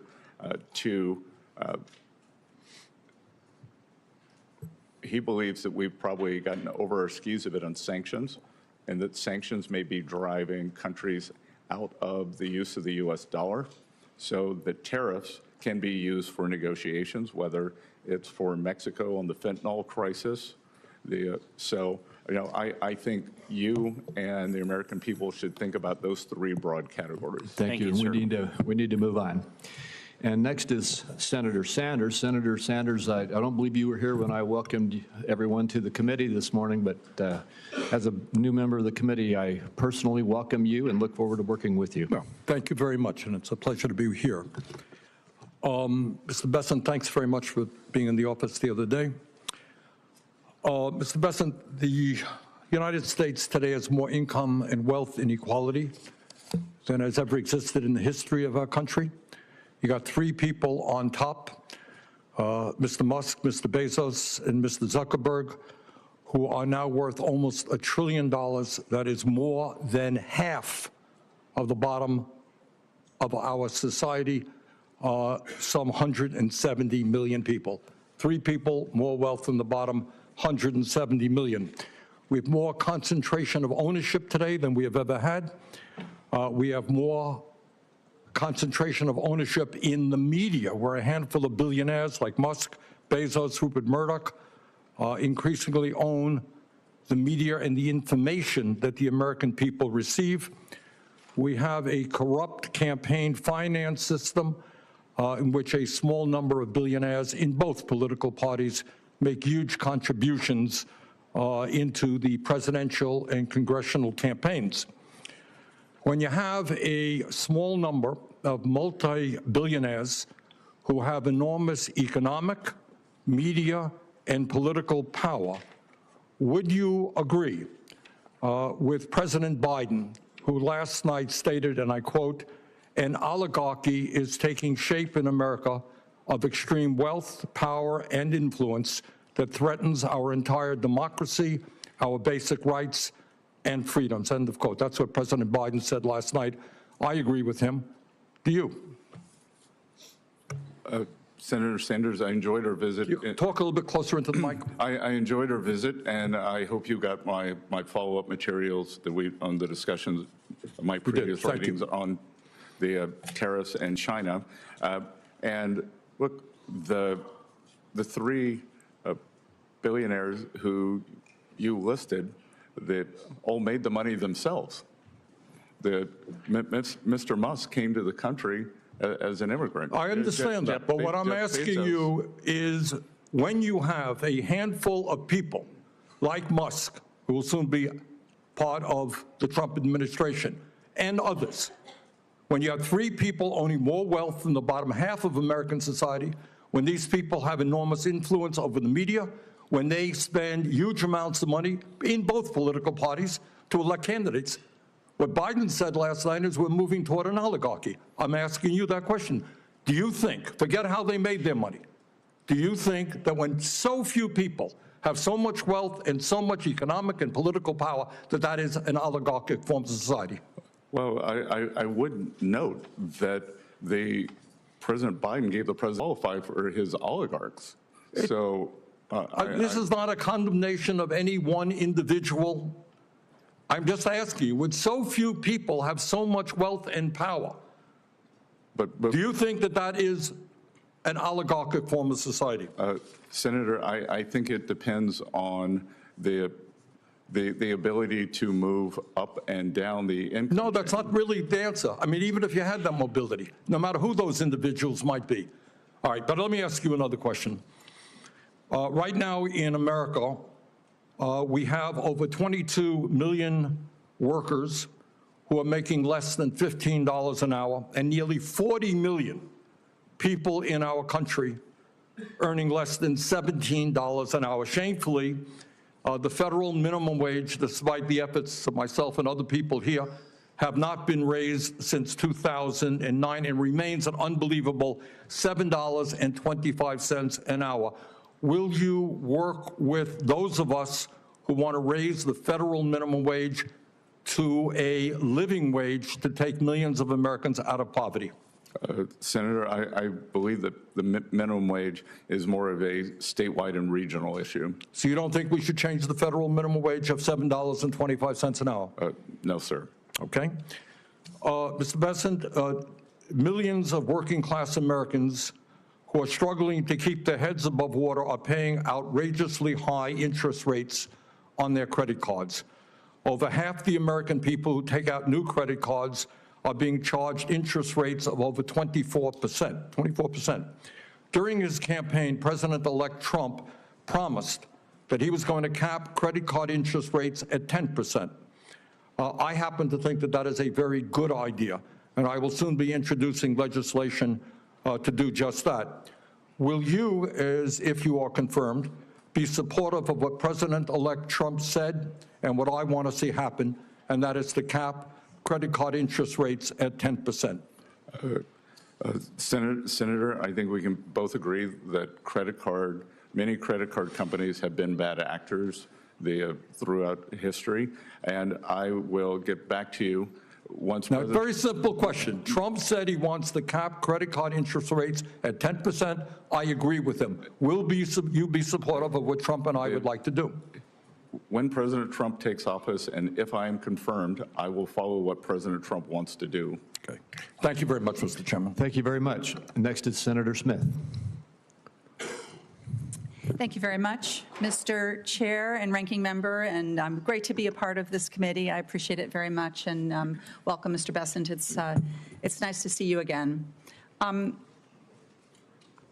want to follow up a bit on the conversation that we had yesterday and just get into a little bit more detail, and actually some of the issues that Senator Sanders is raising.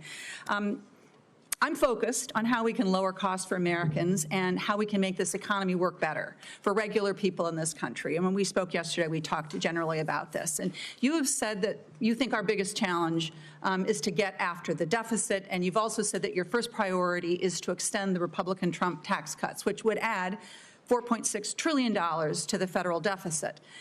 And you've also said that the Trump Republican tax cuts have generated economic growth and that those benefits are going to have trickled down to everyone else. But what I see is that these Republican tax cuts have delivered massive consolidation of wealth at the top.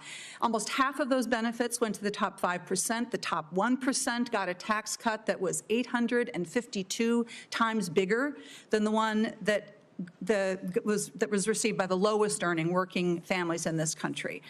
And now these wealthy people have more money than they know what to do with. You see Elon Musk buying Twitter, and now he's got an office in the old executive office building and a seat on the platform when the president is inaugurated. And these tech billionaires are launching rockets into space and building themselves these lavish doomsday bunkers, buying up newspapers, all of which gives them more power. So what I want to ask you is, it seems to me that this concentration of wealth is not good for our country, and it is certainly not doing anything to lower prices for working families in Minnesota or help them afford a home or childcare. In fact, it seems like it's doing the opposite of that. So could you comment on this?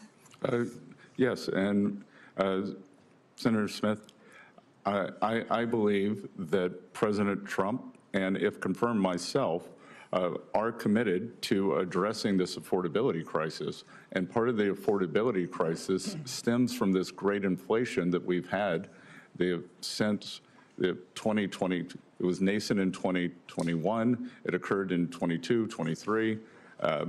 We are still substantially above target. My hope is that we will not see it accelerating again.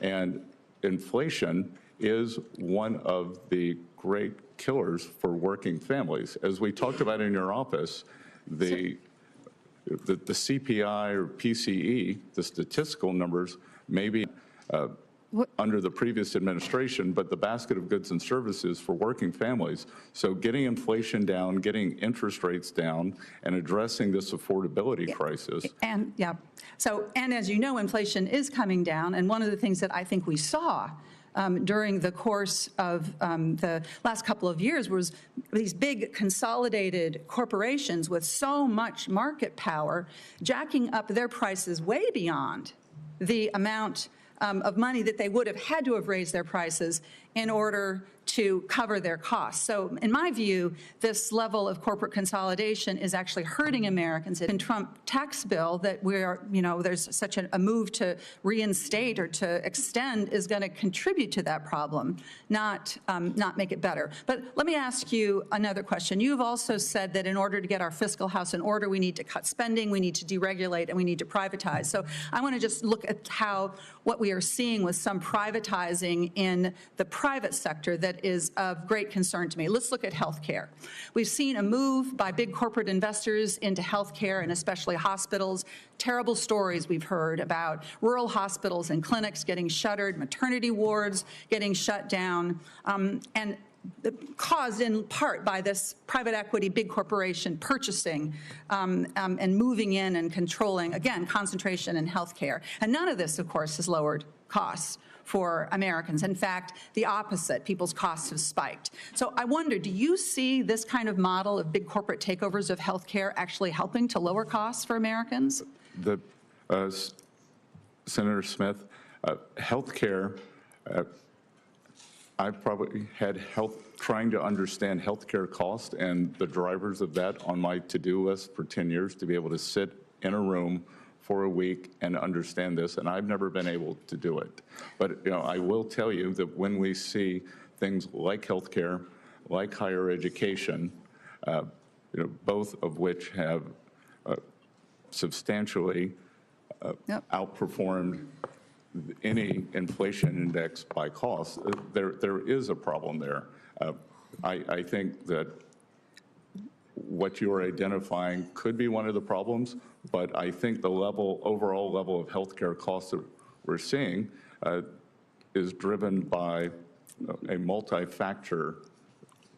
It is a complicated issue, and I know I'm out of time, Mr. Chair, but what I see, and we've done work on this in Chair Sanders, when Chair Sanders was chair of the Health Committee, these big corporations come in, the quality of them, and they stop stocking a common treatment for hemorrhage during pregnancy, and they've seen patients die. So again, I think this is an example of how privatizing is not a solution to our problems in healthcare or other parts of our economy. Thank you, Mr. Chair. Thank you.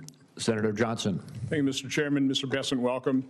Thank you for your willingness to serve. I want to just start by refuting one of the false narratives we hear ad nauseum from the other side, that the Tax Cut and Jobs Act was the primary cause of our deficits. It's just not true.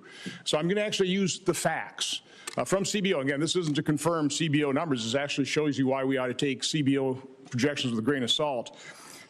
After its passage, CBO projected 10 years, but I mean for 7 years that we just experienced, total revenue of $27 trillion. That's, to do the math, that's $1.7 trillion more than what CBO estimated, which shows that the original score was $1.5 trillion lost revenue. So we not only paid for the tax cut, in 7 years, we generated $200 billion more revenue, even with the COVID recession.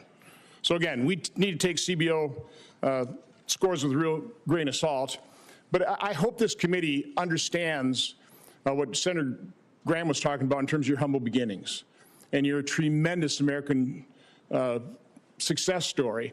And so I want to ask you a hypothetical, because you understand American families. If an American family, let's say they normally spend $100,000, have a serious health crisis, and so in 1 year, they have to spend $50,000 on medical bills. But then, fortunately, that family member gets well. Real quick. Unless they have more income, they'd spend probably $100,000. They'd spend the same 100 and probably have debt costs associated with that. Right. They certainly wouldn't do what the federal government has done. In 2019, before the pandemic, we spent $4.4 trillion. In 2020, we spent $6.6 trillion. When the pandemic ended, we didn't really reduce spending. For the last 5 years, we've averaged $6.5 trillion. Last year, spending $6.9 trillion. Mr. Bessent, is there any justification for keeping spending levels at this level? Senator Johnson, as I've said repeatedly, the United States does not have a revenue problem. We have a spending problem. So the question is, how do we reset spending levels to a reasonable pre-pandemic level? I've wrote a column in the Wall Street Journal. I laid out a couple scenarios, and let me just give you the guts of it. If you take one of the pre-pandemic years and increase all the spending by population and inflation, by the way, that's what families would do as well. But you exempt Social Security, Medicare, and interest, and use President Biden's 2025 budget, because you spend what we plan on spending this year. If you take Bill Clinton's 1998 spending, I don't think he spent too little back in 1998, we would be having a baseline of $5.5 trillion. If you took President Obama's 2014 spending levels, it'd be $6.2 trillion. The one I like the best, though, is if we use President Trump's 2021 budget, his estimates for spending in 2025, and use, again, just use those numbers, but slot in Social Security, Medicare, and interest as they are. Nobody's touching those. We'd be spending about $6 trillion. So wouldn't that be a reasonable level? Somewhere between $5.5 and $6 trillion is a baseline spending. Senator, I look forward to working with you on this, that you've clearly done more work than I have. And this looks like a very good starting point to me to figure out how we've gotten into this spending morass. So it sounds like pretty reasonable approach to me. By the way, I'd take 1998, I'd use Clinton's spending levels for this. I also want to refute this current CBO score on extending the TCJA. Back then, they scored the whole thing as $1.5 trillion. If you just inflate that the same way according to CPI, it'd be $2 trillion. How do they justify a score of $4.3 to $4.6 trillion? It makes no sense. So again, I think we need to take those estimates with a huge grain of salt. My final point, I heard the ranking member talk about inflation, the cost of living. Because we've incurred these massive deficits, a 1998 dollar today is only worth 51 cents. A 2014 dollar today is only worth 74 cents. A 2019 dollar is only worth 80 cents. That was caused by this massive deficit spending, the devaluation of the dollar, and a lot of devaluations occurred over the last 4 years because we spent too much money. Not because we didn't tax America enough, it's because we spent way too much money. Thank you, Mr. Chairman. Thank you. Senator Cantwell. Thank you so much, Mr. Chairman. Mr. Bessent, congratulations on your nomination, and I see your family sitting there in earnest on these economic issues. It's so interesting. Our perspectives, you can see from this committee, are arguing about what we think are the right economic policies for the country, and as the Treasury nominee, with your background and experience, we still are talking about the president's policies and whether we think they're effective or not. Real GDP has increased at an annual rate of 3.1% in the third quarter of 2024. That's right? As an aggregate number, it's strong growth. Okay. The economy added 16 million jobs over the last 4 years. An average unemployment rate is the lowest it's been in 50 years. So that's led to better pay and working conditions. We want that, right? I'm in favor of better pay and working conditions. Okay. Yes, Senator. And after-tax income increased by 400%. So these are good economic news. And I personally think that focusing on innovation and building supply chains is a good thing to do. And so when you start talking about tariffs, that's when you get, the Pacific Northwest attention. In fact, I would say a recent article by one of my newspapers was, bracing for the Trump tariffs, aviation in general. You can imagine we actually have an actual net surplus. I think we export about $2 billion worth of goods out of our state versus importing $1 billion, but this is a big part of it. And so in the aviation sector, I think I sent you an article about the fact that we think increasing our manufacturing innovation to continue to have markets and sell to those markets is a good economic strategy. Senator Cantwell, as I discussed in your office, that in my hometown of Charleston, South Carolina, Boeing is also the largest employer. So I view aviation as very important. Great. So now I want to, this is, and believe me, I would have the same conversation with Joe Biden or Barack Obama or whoever. So I want to focus on innovation, not the tariffs. I'm worried that the tariffs are going to increase supply chain products. They're going to increase prices on our farmers. They're going to increase prices on Americans. And so I want to ask you, don't you think we are in an environment where exporting products and growing markets outside the United States is a big economic opportunity? And what are you going to build coalitions to help us be able to achieve opening up those markets as opposed to just the retaliatory tariff environment, which may raise costs on Americans and not resolve these issues? So Senator Cantwell, thank you for that. And after our discussion in your office, I actually went back and looked at some older data. In 2000, in terms of the labor share of aggregate income in the U.S., 69% accrued to labor. Today, that number is 60, and you could see a sharp drop after what is called the China shock.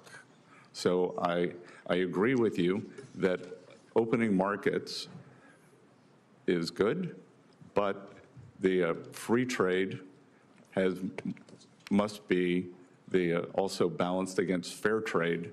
And clearly what has happened is the trade has not been fair. That has fallen on the American workers, and we cannot allow, as I think I mentioned to you, China is the most imbalanced, unbalanced economy in the history of the world. They are in a severe recession/depression. They may have -4% disinflation, and they are attempting to export their way out of that to doing the much-needed internal rebalance. Yep. So, I am with you on the need to open markets, but we cannot allow a player like this to flood our markets or to flood the world. I'm saying I believe in coalitions. We just discussed a technology NATO. I think you thought that was a good idea. The notion, though, I mean, I can get upset with my colleagues on the other aisle all the time and object, but that doesn't move me forward. And so I hope that you will look at what we're going to do to build allies. I mean, these numbers that basically are talking about just the tariff and what it would do to the price of gasoline given Canada is concerning. And so I want to know that the Trump administration is going to focus as much on innovating our way to success as we are on the tariffs, because I do think we're going to see retaliation. You lose more farms. I mean, there's a lot of people buying farmland. Goldman Sachs, Bill Gates, there's a lot of people buying farmland. But we're losing farmers in the middle of the trade wars, and that's a concern I have. Thank you, Mr. Chairman. And oh, by the way, thank you so much for mentioning housing. I so appreciate that that was in your statement. I look forward to working with you. I do think that's an area, if the president will push forward, that it is a way for us to lower costs. Thank you. Thank you. Senator Lujan. Thank you, Mr. Chairman. Good to be with you. Mr. Bessent, thank you and your family for being with us today. I very much appreciated the conversation we had in the office. Now, I'm going to touch on several topics, so I'm going to ask you some yes or no questions, and I thank you in advance for your brevity. It may surprise many observing today the immense responsibility that the Secretary of Treasury has in stemming the flow of fentanyl and other substances. Now, yes or no, will you commit to continuing the Biden administration's counter-fentanyl strike force, which brought together the Office of Terrorism and Financial Intelligence and IRS criminal investigation to fight financial crime? Thank you, Senator. I enjoyed our visit. And as I mentioned in your office, this is personal for me, as two families who are close to our family lost children to the fentanyl crisis. So I will commit and know that it is my belief that President Trump is laser focused on this issue. Mr. Bennett, yes or no, will you work with me to ensure that there's more transparency over suspicious activity reports, SARS, at the Financial Crimes Network for Congress? I believe As you and I discussed, there is a sleeve of Treasury called TFI, Terrorism Finance, that deals with this within FinCEN, and I believe that I believe that we have to have a 2025 approach to, as you and I talked about, digital currencies and all branches of government. So, yes. Now, Mr. Bessent, in your role as Treasury Secretary, do you agree that you will play an important role national Republicans on policy related to the economy, including investment in government programs? Yes, Senator. Now, I was pleased in our meeting that you stated, quote, "No cuts will be needed," unquote, to achieve your economic goals. I think that might surprise a lot of my Republican colleagues, but I very much appreciate that conversation that we had. Now, yes or no, will you recommend cutting Medicaid? I'm sorry. Did you say, I didn't hear whether you said Medicaid or Medicare. Yes or no, will you recommend cutting Medicaid? Medicaid? That I will, it's the business of Congress to do the budget, and I am in favor of empowering states, and I believe that for some states that will be an increase, for some states that will be a decrease. So, Mr. Bessent, will you recommend cutting Medicaid to President Trump? And I'll remind you that you acknowledge that one of your responsibilities as Secretary of the Treasury will be to be providing this advice. I will get back to you on this when I have seen the details of the full budget proposal once President Trump is in office and if confirmed. Will you recommend cuts to broadband following the investments that we've been seeing across the country, making immense progress in connecting more people across the country that we're... Senator, I am unfamiliar with the exact program. It is my understanding that much of the allocated funding has not been dispersed yet. So I will get back to you on that. Well, Mr. Bessent, a lot of folks back in South Carolina, including some of your farming neighbors, are getting connectivity because of these programs. You may just need to chat with them about the importance of what this program means. As my time expires, it might surprise many here that there's only a couple of us in this body that are members of Head Start, and I imagine we might hear a little bit more of that from my brother in Head Start, Mr. Warnock here. But when we talk about the importance to early education in America, the economic benefit, yes or no, will you recommend cuts to Head Start? Yeah. Again, Senator, I'll have to get back to you on this. I don't understand the intricacies of that program. Of Head Start? Yes, I don't understand the budget ramifications. I don't understand. Do you know what Head Start is? Yep, I believe it's an earlier childhood education program. That's fair, sir. I didn't realize that you had to qualify to get into that program. So the family that I was raised in, we qualified to get into that program. But it opens up doors. I mean, heck, it got a couple of us to the United States Senate. So certainly hope that we might be able to find some agreement in protecting that program. And if someone tries to eliminate that in early childhood education, that we could count on you on behalf of New Mexicans, South Carolinians, and people across America to say, no, we're not going to do that one. Mr. Chairman, thank you for the time today. Appreciate you being here again, sir. Thank you, Senator Barrasso. Thanks so much, Mr. Chairman. Thanks so much for your willingness to serve. Thanks for being here. Enjoyed our discussion quite a bit in talking about the future for the country and the role of the Treasury Secretary in getting our economy back on track. This means lower prices, higher wages, more jobs, and stronger economic growth for America. It also means protecting people in states like Wyoming from crushing regulations and devastating tax hikes. It means getting wasteful spending under control. And I'm greatly encouraged by our meeting that we had. You have, I believe, a strong vision for America, a strong vision for unleashing American energy, for getting tough on China, for getting tough on our adversaries, and to getting the federal government out of the way for so many of us. I'd like to talk a bit about energy, and I've just been in the other committee yesterday, Secretary of Energy, earlier today, the Secretary of Interior, lots of energy questions. So I'm glad that we agree a key ingredient in reigniting the economy in this country is to unleash American energy. In my home state of Wyoming, and we're an energy superpower as a nation, and we are America's energy breadbasket in Wyoming. Energy production is the heart of our Wyoming economy and the nation's economy. It supports workers as well as schools, infrastructure, the money that comes from that, the tax revenue. Wyoming is the least populated state, but it is the third largest net energy supplier, producing 12 times more energy than we consume. It's at the forefront of oil, natural gas, coal production, carbon capture technology, hydrogen production, many alternative sources of energy. What's happened is that energy producers in Wyoming and across the country faced a whole of government assault from the Biden administration on American energy production, taxes, crippling regulations. They've weaponized the tax code in ways that are just unthinkable to me against conventional American energy production. The things that Joe Biden signed into law just made things worse. But the good news is with you there, with President Trump in the White House, things are about to change. So you've talked extensively about boosting American energy production. What role do you see yourself playing as Treasury Secretary in making sure we become American energy dominant and in terms of energy security as well?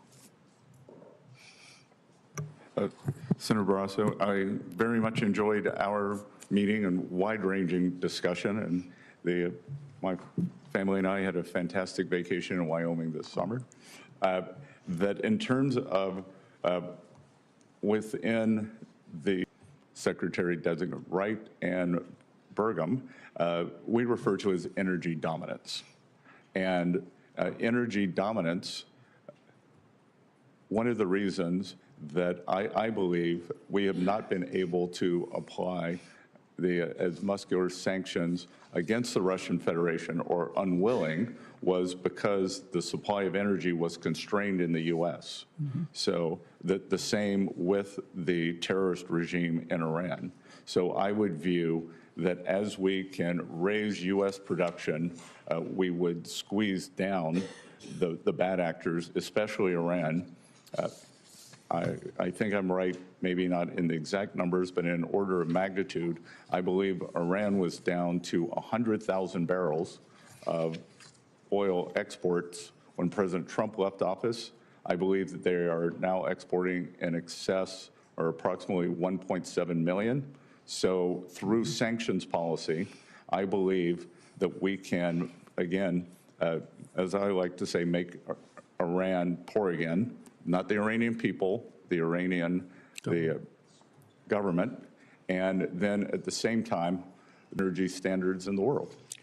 Yeah, we're the best, we do it, we're the best stewards of the land, and I agree. And what we've also seen, as you mentioned, with Iran increasing the sales, or selling it to China, China is buying at a discount, so they're getting cheap energy. Iran is getting tanker loads of cash back, essentially, and they're using the Jobs Act that we passed in 2017. If that were to expire, we're talking about a massive tax hike of over $4 trillion. What would that kind of a tax hike mean for small businesses, for job creators, as well as our global competitiveness, if all of a sudden we put the heavy wet blanket of a $4 trillion tax increase on our nation? Senator, I think it would be devastating. That is, especially for small businesses.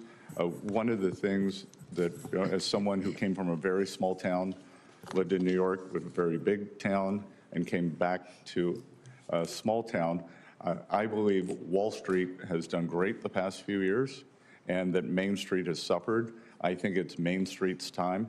Wall Street can continue to do well, maybe not as well, and it's time to have a Main Street small business-led recovery led by small banks, regional banks, as I call it, reprivatizing and as I said earlier, we've seen since November 15th, since President Trump's election, we have seen the biggest jump in the history of the Small Business Confidence Index.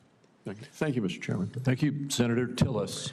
Thank you, Mr. Chair. Mr. Bessent, thank you for being here and time in the office, and congratulations to you, your spouse, John, and your children, I think Cole and Caroline. He's doing a great job. I leaned over to Senator Johnson, and when you were being attacked on by one of my colleagues on the other side of the aisle, it says the guy looks like he's got a heart rate of 40. You're very composed, and thank you for staying on the facts and demonstrating all the knowledge you possess. When I wasn't here, someone put into question your viability as a nominee because of a lack of public service, which I find interesting. Sometimes I think we have too much public service in people's background here, not real-world business experience. But can you give me an idea of why this nomination may represent your first entry into public service? Yes, Senator Tillis. And again, as an adjacent state and someone who's a homeowner in North Carolina, I appreciated our conversation in your office. Look, I have been in public service, just not in the government. When I lived in New York, I was a strong supporter of a charter school called Harlem Children's Zone, which takes the young residents in a multi-block, gigantic block, keeps getting bigger area of Harlem, and takes them from cradle through high school. But I have found that my service, anyone can write a check, or anyone that with my means can write a check. What has been fulfilling for me is mentoring many of these young people. I'm still in touch with them today. I was also a trustee for Rockefeller University, one of the great research universities in the world. I was on the executive committee and chaired the investment committee. But sitting here today is especially meaningful for me because this is my third try at public service. In 1979, when I was 17 years old, I wanted to fight for my country. My father had just experienced extreme financial difficulties. I wanted to attend the U.S. Naval Academy. I was offered by our congressman in the 6th District of South Carolina an appointment, but was unable to take that appointment because of my sexual preference. I managed to go to Yale, worked several jobs to do that. While at Yale, I wanted to do public service and joined the Foreign Service. I was told also not welcome. So sitting here today is my third attempt at public service, and I sit here knowing that President Trump chose me because he believes I'm the best candidate, not because of my sexual preference, not because Treasury secretaries with green eyes do better, and that he looks at people as people. I agree, and I appreciate that answer. I'm going to go into a lightning round here. First off, this is the Joint Committee on Taxation distributional analysis of what happens to the various socioeconomic strata if we don't manage to pass the Jobs and Tax Cut extension. New handouts. I'm handing this to all of my Republican colleagues right now saying if we fail to extend the Jobs and Tax Cuts Act, we're going to own a fiscal crisis for people in middle America. 93 million people will be affected in terms of an added tax burden if we fail to pass an extension of TCJA. Now, the last time I checked, there are not 93 million rich people in this country. There are people who struggled like you did when you were a kid and like I did when I was a kid, who had to work themselves through college. And every time we had some well-intentioned program from government to make things better for me, it made it harder for me to dig myself out of the economic situation I was born into. So the facts are stubborn things. This tells us what happens if we fail to pass the jobs and tax cuts. And it doesn't even get to the impact that I had. It turns out at that very table, Jelly Roll was here for a finance committee hearing. He lived in the same trailer park that I did 20 years later in South Nashville, Tennessee. And what I found interesting in my own family is we were right on the economic issue. I went from a house to a trailer park. And every time government let us do what we wanted to do, we lived in a house. I'm a living example, and I'm sure Ben Ray Lujan, some other people have had those experiences. You got to go back and look historically. People like you had real opportunities. I look forward to supporting your nomination, and Mr. Chair, I'm going to support some. I'm going to send some questions for the record, but it's just to reinforce the message that Republicans have to deliver. And anyone who says that we should not is advocating for a $5 trillion tax increase that will hurt the people who are on the economic edge worse than anybody else. Thank you, Mr. Chairman. Thank you. Senator Warnock.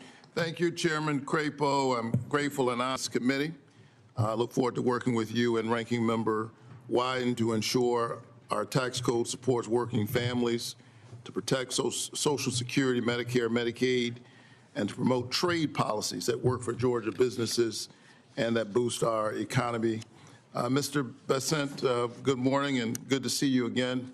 I enjoyed our conversation earlier this week, and in that conversation, you outlined ambitious goals for the federal government and deficit reduction. I'd like to follow up on our discussion about your economic plan. According to a new report from the Tax Policy Center, the largest tax cuts from extending the Trump tax bill would go to those with the highest income, especially those in the top 1%, making more than $1 million per year.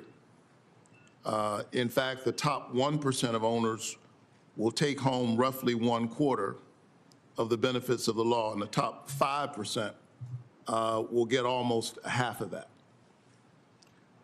Do you believe that the wealthiest 1% of Americans deserve or need an additional tax cut? Senator Warnock, I greatly enjoyed visiting with you. I think probably a better way to look at it is on a percentage basis. And when I think about the distributional aspects of the Tax Cuts and Job Act, that most of the benefits accrued for the working and middle people as opposed to the upper ends. In absolute dollars, as you just read, that is correct, but I think it's important to look at it in percentage terms. So you believe that the tax cut that provided 1/4 of the benefits of the law to the top 1% and top 5% getting almost 1/2 actually benefited those at the bottom more than it did those at the top. Is that your testimony? I believe that in 2018, 2019, that the households in the bottom 50% of income earners, the wealth increase for those households was 3 times higher than the wealth increase for the top 10% of Americans. So we should continue to move in that direction and give more tax cuts to those at the highest. You have talked about high deficits as a national defense problem, and I agree with that. I think we need to be fiscally responsible. We need to work to close the deficit and bring the national debt under control. In 2013, Congress extended the Bush tax cuts for everyone except those making more than $400,000 a year. This bipartisan decision saved the Treasury $600 billion, helping to narrow the deficit. Do you agree that ending the tax cuts for those making more than $400,000 would help close the deficit and reduce our national debt? Senator Warnock, I do not. I believe that you would capture an inordinate amount of small business people who largely are in that cohort of 400,000 to $1 million. So you wouldn't cut it off at 400,000. What about $1 million? That, again, I believe these are small business pass-through owners, and I believe that we, as I said before, Wall Street's done great. It is time for Main Street to do well, and small businesses need to drive what I call the reprivatization here away from this government spending. I agree that it's Main Street's time. I'm from Atlanta, so I'll say Peachtree and some other locations in my state. What about those making more than $10 million?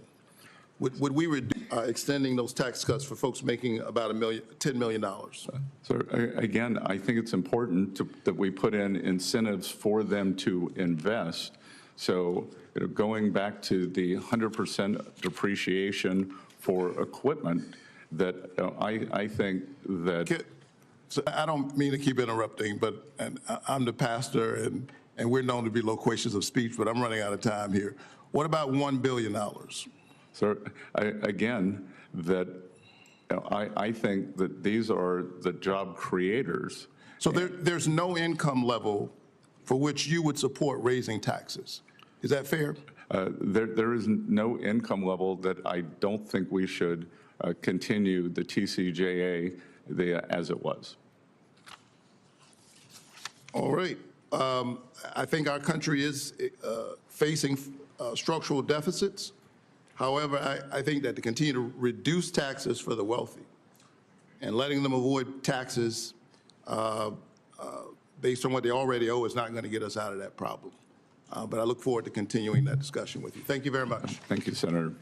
Thank you very much. And before we go on to Senator Blackburn, I just want to restate there's a lot of facts that have been thrown around in this hearing today. I'll just restate one that I said in my opening statement, and that is of this $4.3 to $4.6 trillion tax increase that it could happen, $100,000.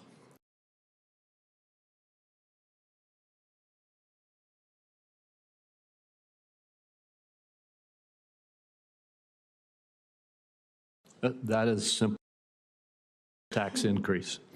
Senator Blackman. Thank you, Mr. Chairman. Thank you for bringing that clarification, because if we do not extend the Tax Cut and Jobs Act, it is that $4 trillion tax hike that people are going to see. And I appreciate your comments about a Main Street small business recovery. That is something that is so vitally important. And as the chairman knows, we have had much discussion over the last few years with the Biden administration over how they determine that $400,000 number. If it is the gross, if it's the adjusted gross, they came up with the term of total positive income, which is everything you make.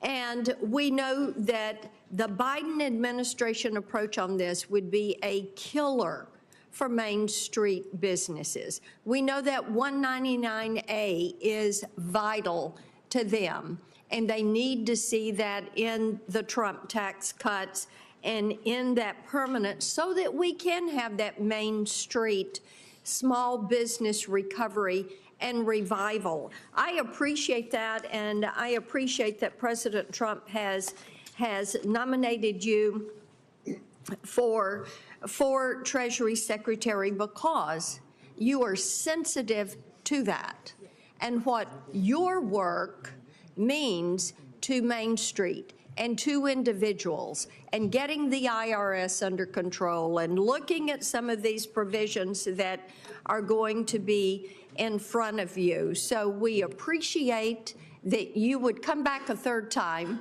and look at public service, and that John and Caroline and Colin, by the way, they are behaving so beautifully. Whatever they want, they get. Ice cream. Senate orders. We'll be right there to support them. I do want to talk with you for a moment about CBDCs and some of the push that the Biden administration had. They did an executive order for Treasury to research development of a CBDC in the United States. And of course, this causes a lot of us heartburn, because we look at what the CCP did with the digital yuan in connection with the Olympics. So upon confirmation, how would you approach this discussion of CBDCs? And are you for them or against them? Could you end the Biden administration project to create a U.S.-based CBDC? Senator Blackburn, thank you for your remarks. I may have a little trouble disciplining the two behind me, as I'm sure that I will hear that a U.S. Senator has vouched for their behavior. But on CBDCs, I see no reason for the U.S. to have a central bank digital currency. In my mind, think about a reserve manager, a high surplus country, whether it's Saudi Arabia, Singapore, who ends up with, call the Chinese currency whatever you want, the yuan, the RMB. Yeah. If you own that currency, you have to have something to invest in. That there's very little to invest in if you want to hold the currency. You could own Chinese government bonds, which don't yield So very your much. view of that would be a negative view? Well, I view that many of these countries are doing it out of necessity, whereas Yeah. the U.S., if you hold U.S. dollars, you could hold a variety of Absolutely. very secure U.S. Yeah. assets. I appreciate that. I appreciate your comments earlier to Senator Barrasso about the Pillar 2 negotiations. This is something that we would be well served to extract ourselves from this. Right at 40% of the total Pillar 2 tax burden is on us. And China, of course, has found a way to exempt themselves from this. So that is in need of a revisit, and I look forward to you doing that and standing with our companies. I want to get, and this I think you can just submit to me in writing, Advanced Persistent Threat, APT, which is China. They were able to override Treasury's security system and remotely access workstations where they reported access to unclassified documents. And of course, this is Chinese Communist Party at work again. And this is, we found this out after finding out from the Treasury Inspector General that 2,800 IRS employees still had TikTok on their government devices. If confirmed, and when confirmed, will you take steps to security systems? Senator Blackburn, one of the earlier questions was, what policies of the current Treasury Secretary do you disagree with? And as you noted, the December 8th hack into Treasury was via a work-from-home system. Yeah. So I, as Treasury Secretary, have confirmed, plan to be in the office every day that I'm in Washington, D.C., and I expect all the other employees to do that too. Thank you. And I think it's a matter of national security for Yes. everyone to be at 1500 Pennsylvania Avenue. Thank you. Thank That you. is well received. We Thank you, need to Mr. move Chairman. on. Senator Welch. Thank you. Thank you very much, Mr. Chairman. It's delightful to be a new member of the committee. I look forward to working with you and all our colleagues. Mr. Bessent, thank you so much for your visit yesterday, and welcome to your family. As we discussed, the situation for a lot of Vermonters who work incredibly hard is very tough. Vermont actually has one of the widest, if not the widest, gap between what people can earn and what their expenses are. So it's tough at the end of the month to pay all the bills, the grocery bills, the healthcare bills, all of these things. And we're talking, in a way, abstractly about this tax plan. And the reality for most folks in this country is that for the past 40 years, working Americans have actually had a pay cut, not a pay increase. And my hope is that whatever tax policy we have is going to start with a commitment to making lives better for the Main Street folks that you mentioned, and I'm glad that you did. But there is going to be a lot of negotiation on how to pay for these tax cuts. And one of the things that will be on the block is something that's very, very important to Vermonters, and that's the affordable tax care credits that we have now. So in Vermont, I mean, healthcare is incredibly expensive for everybody. But if we have, just as an example, an electrician in Bennington, Vermont, who's making $67,000 a year, with the tax credits that are set to expire, that family would have a $700 a month increase in their health care bill. That's going to hammer them. It's like $9,000. So my question to you is, in putting together this tax proposal, where you are going to have to be making recommendations about how to pay for it, will we continue to provide this help to Vermonters, like this electrician in Brattleboro, so that he doesn't get hammered on healthcare premiums going well beyond what he can afford? Senator, as we discussed in your office, and I haven't had time to do my homework on this, as I think I told you that my family, friends, business colleagues, I often get sick of hearing my phrase, no data, no opinion. No, I will get up to speed. If confirmed, I will get up to this. I appreciate that, but there's a couple of things that really make a difference for working Americans in South Carolina and in Vermont. The child tax credit, when we had that, it reduced poverty for children by 50%. That's really elemental for hardworking families. In the premium support, where healthcare is just a brutal expense for employers too, by the way. So my hope is that in the design, we're going to start by making certain that we do no harm to working Vermonters and working South Carolinians, okay? Second, on the tariffs, I'm in support of the China tariffs. That is defending us against unfair trade practices by China. I'm concerned about the impact of tariffs on Canada and what that does to us in Vermont. Our major business partner, export partner, is Canada. And from what we have seen, it would raise the cost to businesses, probably cost jobs and cost to consumers.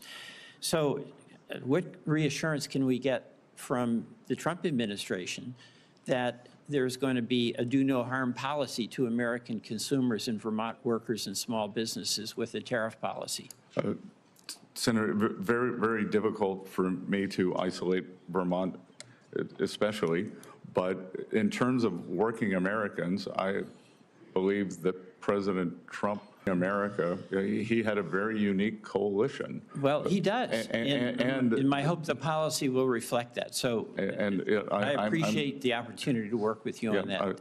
I look forward to working with you, and look, I think he understands that it's the affordability crisis. It is, and just the last thing, very little time, but we were talking about credit card rates for consumers. Credit card fees for our small businesses are the highest in the whole world.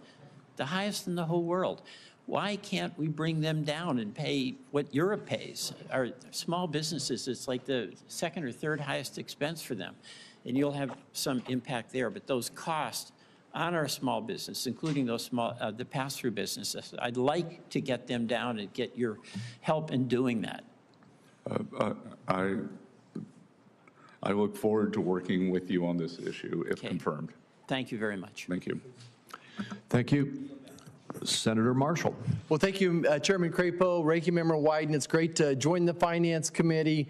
As I listen around, it just seems like to me like so many of us share the same goal, that we want Americans to be prosperous. We want them to be able to live their American dream. We disagree how to get there oftentimes, but we all had this same goal, that we want Americans to be prosperous.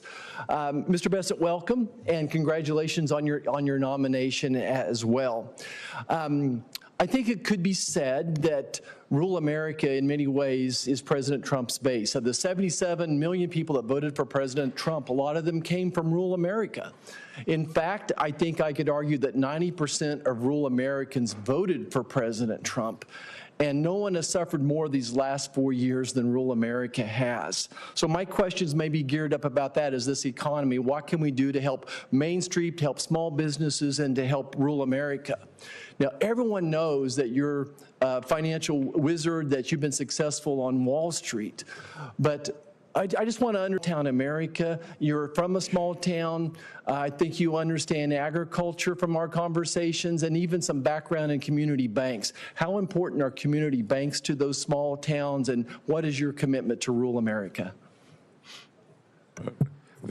Well, Senator Marshall, I think I, again, may be one of the few Treasury Secretary nominees in recent period who occasionally listens to farm radio on XM on weekends. And I can tell you that after the Silicon Valley, the debacle, that farm radio was intensely focused on the potential loss of small and community banks. Yes. And they are important pillars for those communities. So I think examining in terms of what is the regulation, what is the supervision, that are they being unduly burdened, and that they are not able to help their communities, what edict there.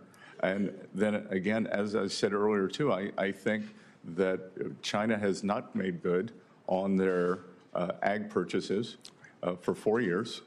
And if confirmed, next week, I would start pushing for them to resume the purchases, and then I would on whether he believes that there should be a makeup provision. Thank you. I want to stay on rural America and talk about tax credits for a second.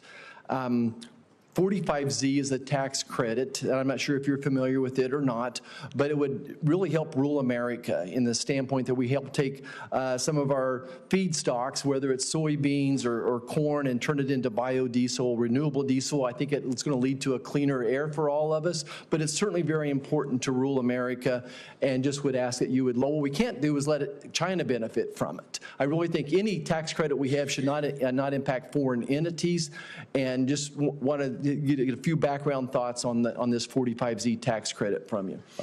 Well, as we discussed in your office, and you gave me a very good overview of how the Chinese backdoor into this program. So that's obviously unacceptable. And I look forward to working with you on the 45Z.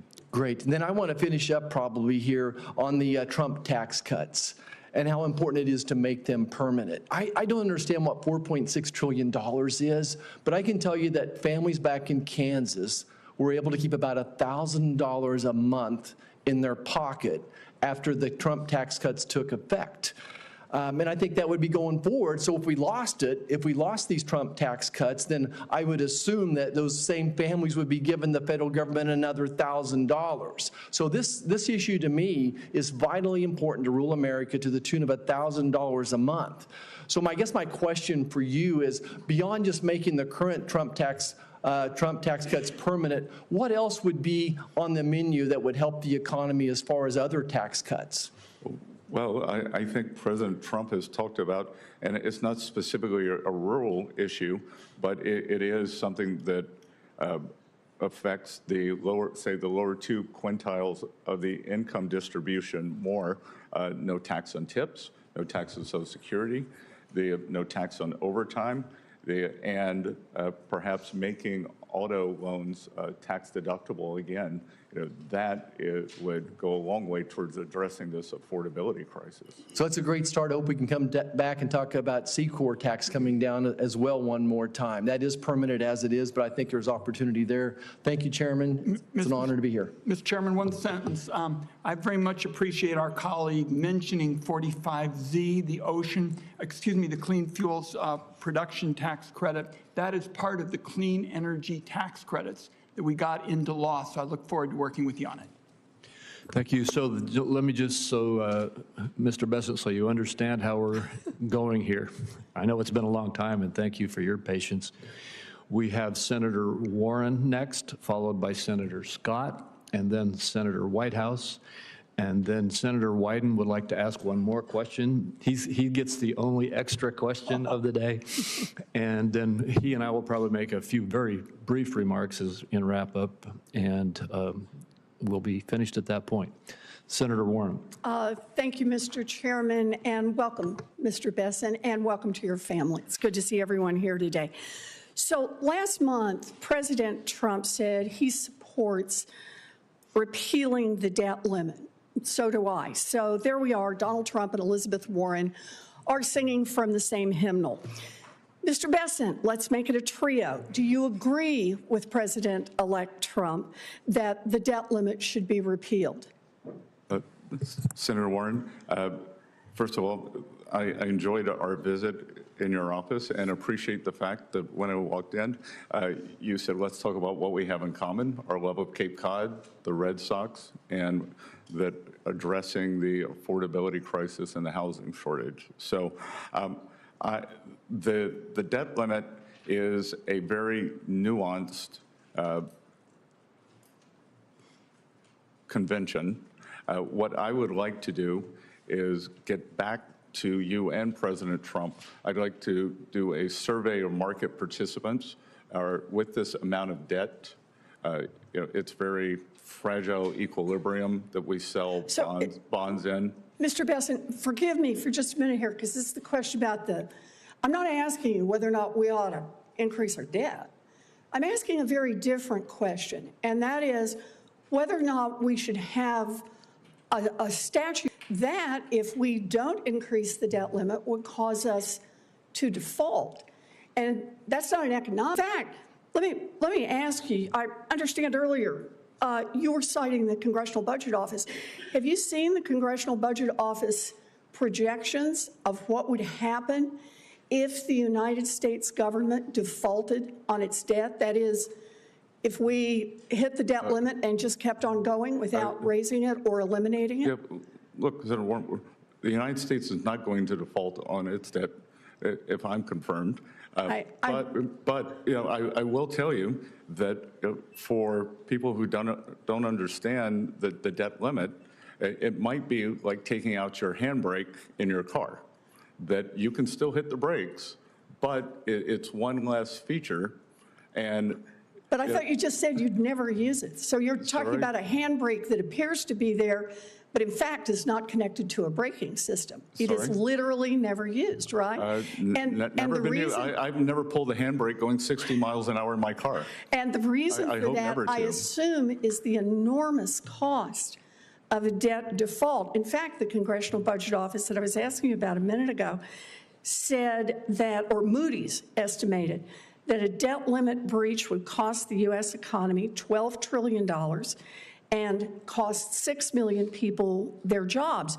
I think this is the reason that President-elect Trump said that eliminating the debt limit is, quote, the smartest thing Congress could do. And I'd like for Congress to do the smartest thing, and that is eliminate the debt limit so we don't have this problem. Well, Senator Warren, I will tell you that once President Trump takes office, and if I'm confirmed, if he wants to eliminate the debt limit, I will work with him and you on that. Great, great, because I agree with President-elect Trump that the debt limit should be repealed.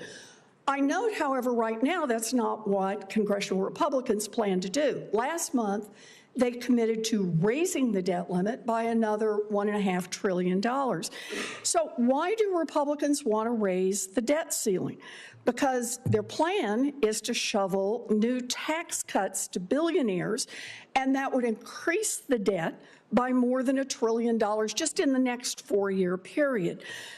During his first term, President Trump's only major legislative achievement was his 2017 tax cuts that mostly got sucked up by millionaires, billionaires, and giant corporations.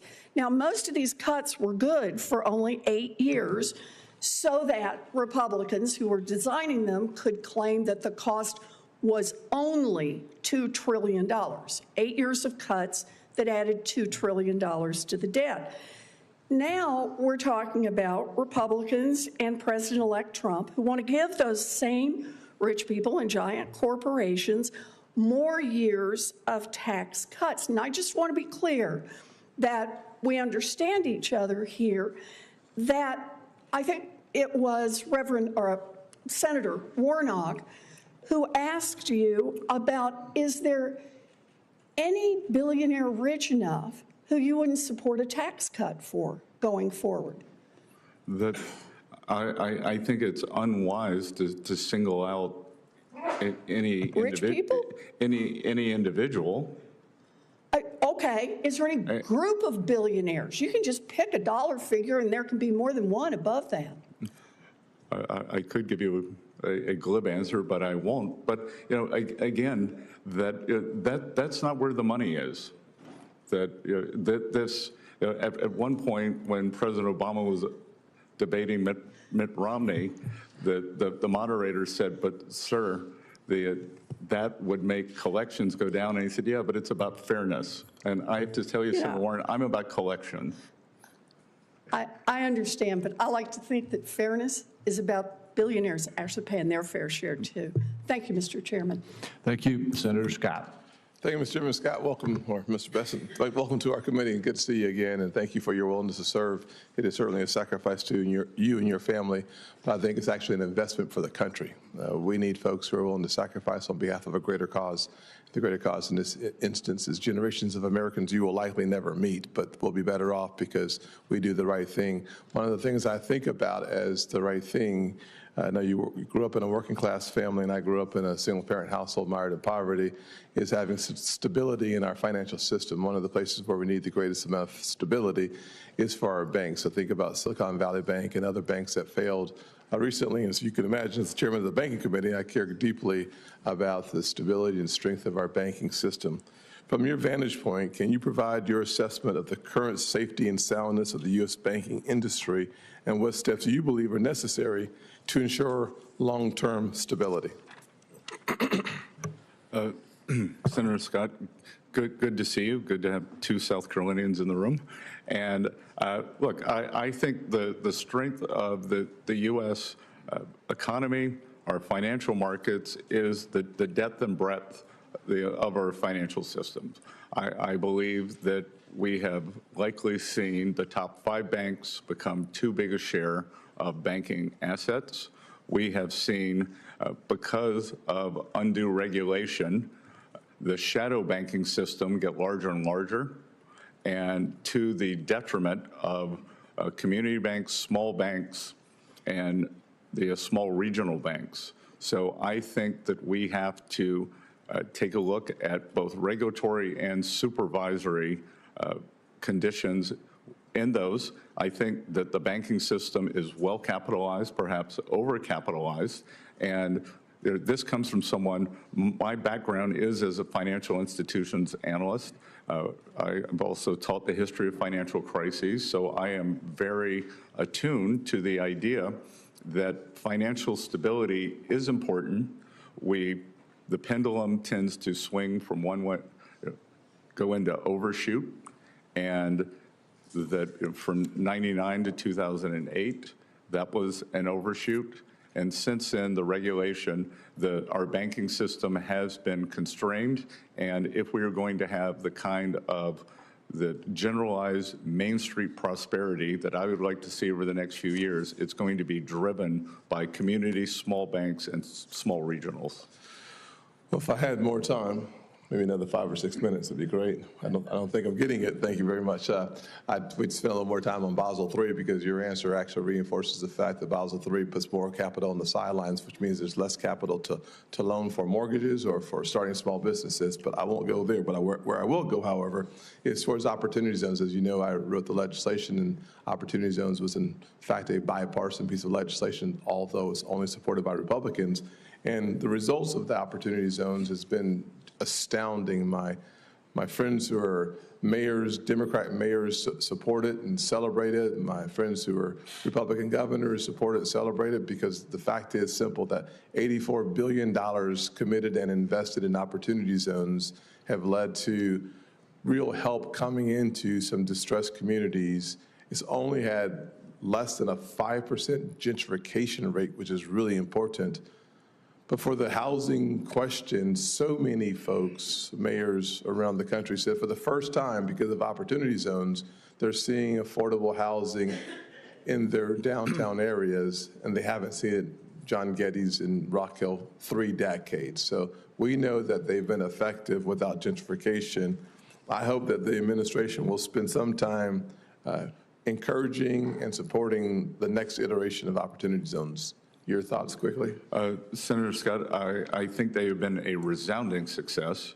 And I recently read data that in terms of affordable housing, the opportunity zones have created more affordable housing within the zones than any other government program since opportunity zones were created. So I think that it's a fantastic way to address the housing crisis. I think the inner city redevelopment.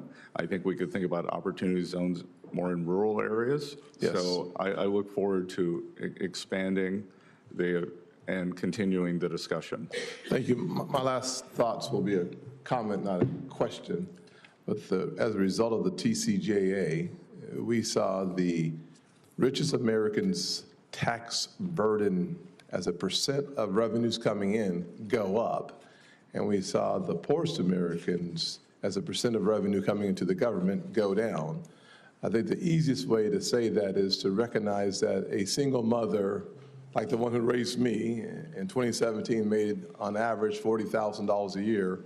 Her tax burden, her tax percent went down, her tax rate went down by 71%. That is a result of good policy being good politics, and I hope we keep our eye on the ball of helping the average American have more of their money in their pockets. Thank you. Thank you, Senator Scott. Senator Whitehouse. Thanks very much, Chairman. Welcome, Mr. Bessent. Thank you for the meeting we had in my office. I understand that colleagues have already raised the urgency of more sanctions on Russia's shadow fleet, particularly as it is sabotaging our allies' infrastructure in the Baltic, and urged that it is unfair for Chinese manufacturers to be able to underprice U.S. manufacturers by virtue of lower environmental standards. So I just want to give two big thumbs ups to both of those notions. As we talked about in my office, I think that the most immediate danger of a major economic collapse is going to come through the insurance industry. We're seeing signs of it in Florida already. The fires in LA are making it worse out in California, but it's occurring nationwide. And as we discussed, where you can't get insurance, you can't get mortgages, where you can't get mortgages, you can't sell properties at value, and that cascades, according to the chief economist of Freddie Mac, into a 2008-style massive economic recession. So I would like to ask first that you get somebody on your team to take a look at this report, which I'd ask to put into the record, from the Senate Budget Committee while I was chairing it, on the non-renewals, price increases, and unavailability problem county by county across the country. And if somebody on your team looks at it and can give you a summary, I would be grateful. And I would actually ask you personally to read this Economist magazine article. I don't think it's complicated. No, Senator Whitehouse, you gave it to me in your office, and I did read it. Good. So all right, so we're ahead of you. So I just want to make sure. I will point out to my children behind me, doing your homework's important. It is important, and thank you for doing that. I think you're the first person in a nominations hearing who's actually done the reading that has been proposed. So I just think that all of us need to be alert to this problem. I think it's actually started. Ernest Hemingway famously said that bankruptcies happen gradually and then suddenly. I think we're in gradually on a climate change-driven insurance crisis that will cascade out into the whole economy. I gave my Environment Public Works colleagues a book this thick. I gave your team a similar book of all the many high-level, serious, peer-reviewed studies that have shown these economic risks. And I just don't think we're ready for it. And I think it's really important that we be ready for it. And I don't want anybody to say that they weren't warned about it. So there's my warning. Last question to you, and I'm going to be treading into an area where I don't know a thing because I just heard about this morning, and I have the EPW noms hearing. So what I did read this morning is that the manner in which you have structured your partnership has enabled you to avoid the payment of nearly $1 million in Medicare taxes, and that the IRS has taken the position that the manner in which you structured your partnership to avoid those Medicare taxes does not actually support avoiding Medicare taxes. And it's probably more complicated of an issue than you and I are going to get through in the next 1 minute and 13 seconds. So we'll follow up with a question for the record. But I just think that when we're dealing with these massive issues of income inequality and threats to Medicare and all of the concerns that I think actually helped propel President Trump to the presidency, it would be extremely awkward if the Secretary of the Treasury were taking advantage of a supposed avoidance mechanism that the IRS, which you oversee, has determined actually doesn't produce that result. And somehow those things need to come into alignment. I don't know why. I suppose the easiest thing would be to go back and pay the Medicare taxes. But again, this is way more complicated than you and I can dispose of in the next half minute. But I do think it's important. I think it's really important to send a message as an incoming Treasury Secretary that everything you do with respect to your personal taxes aligns with IRS guidance. Senator White, thank you for the question. So it is the firm's taxes, and we are up to date on all our taxes. This matter is not by us, but it is, if confirmed, I have agreed to shutter my firm, and I have also informed the ranking member and the chairman that I will provision the amount that is lower than the amount that was stated in case makes its way through the courts. So once that seems like an attentive response to the problem, and I'm glad you respected this actually is a problem that needs to be attended to. So thank you. Thank you. And Senator Wyden has asked if he could add one final question. You get the last one, Senator Wyden. Thank you, Mr. Chairman. And I gathered that after this, at some point, you and I will have some closers. I appreciate that, and I'm going to be very short on that as well. Mr. Bessent, I want to ask about the double standard with respect to tax enforcement in America. The working person, a firefighter, pays taxes with every single paycheck, and the government gets that information. And to a great extent, the ultra-wealthy can have a very different system. They can bring in this whole battery of accountants and lawyers and the like and say, you know, make sure that I don't have a lot of income this year. And then they don't have the same reporting system. And what I have always felt is that ensuring that the government, the IRS, can do tax enforcement to prevent wealthy tax cheating is absolutely crucial to limiting this double standard with respect to enforcement, where you have all this information from people who are working for a wage, and you're trying to figure out what's actually going on with lots of wealthy people. Because to me, the scam is in what's legal. I want it understood that I'm talking about people using their accountants and lawyers and this battery of people. So my question to you is, do you believe that it makes sense for the Congress to give the IRS the resources to collect taxes from people who may be cheating? And we don't even know because it's so hard to run down all this information. Do you believe it's important for the Congress to fund the IRS for that kind of enforcement?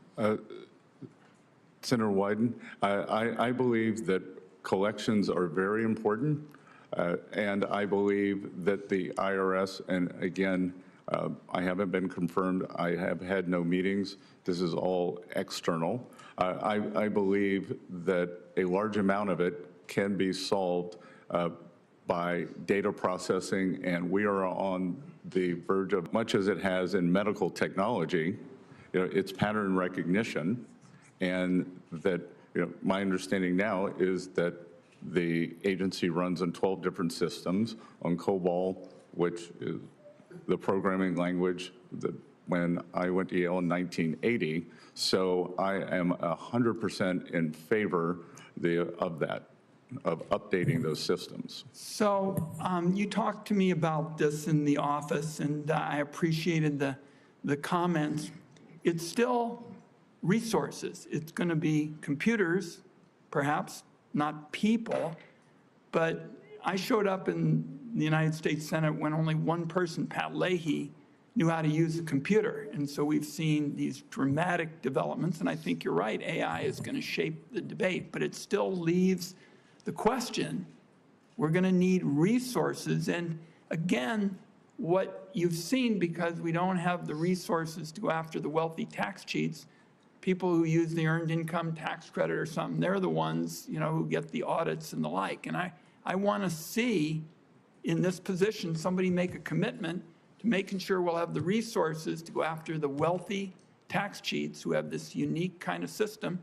And I would acknowledge your point that certainly it's going to be a challenge in the years ahead with respect to AI and other technologies, but we're still going to need resources. Are you going to support that? If confirmed, I will come back to you with a plan for upping collections. On wealthy tax cheats? Well, you seem to believe that the wealthy cheat more, but that I think across the entire income spectrum. So you were saying that the wealthy have this special cachet, and if there is some large mother lode there, then to figure out how to crack that, whether it's through AI or some other means, that I will commit to coming back to you. Well, let me tell you why it's so important. Former IRS Commissioner Rettig, who was President-elect Trump's last IRS commissioner, testified here that the IRS needed additional multi-year funding because it was, quote, outgunned when it came to auditing wealthy individuals and large corporations. So the view that I have stated today is not just one, but a former Trump appointee said specifically that the agency was outgunned with respect to resources. So you've indicated that you'll continue the discussion. It's an important one. Thank you, Mr. Chairman. Good. Well, thank you. And why don't you go ahead with any closing remarks you'd like to make right now, and then I will wrap it up. I'm going to spare everybody, and especially the nominee, a filibuster. It's been a long morning. And Mr. Bessent, we started off with your confirming that you're going to protect taxpayers' ability to file their taxes for free directly with the IRS. I think that's constructive, because I think when it works for a second straight year, we're going to begin to join the rest of the Western industrialized world, making sure that our people have a chance to have a system that works for them, that empowers them if they choose it. With respect to some other issues, I'm concerned about a number of other matters, and we may need to have some additional conversations about it. What concerned me was your response to my question about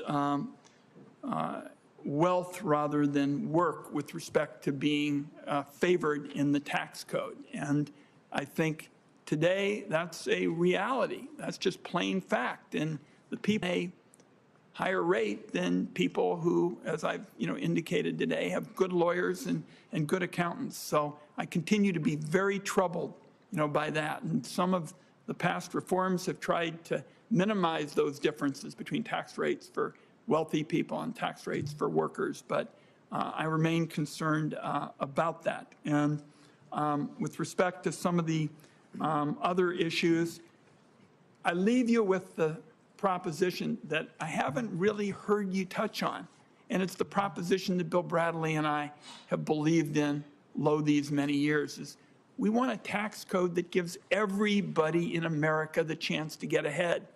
And with differences like the one I've asked about, the difference between the rates for the wealthy and for workers, there's a long way to go to get it done. So I'll look forward to continuing some conversations. Thank you, Mr. Chairman. Thank you, Senator Wyden. And Mr. Bessent, we're toward the very end here. I'll be brief myself. I want to end where I started out. I think that it's very clear that you have acted in your dealing with the vetting of this committee in a very, very straightforward, courteous, and honorable way. When it comes to your qualifications to be the next Secretary of the Treasury, there is no room for debate, and you have shown that today here in the hearing.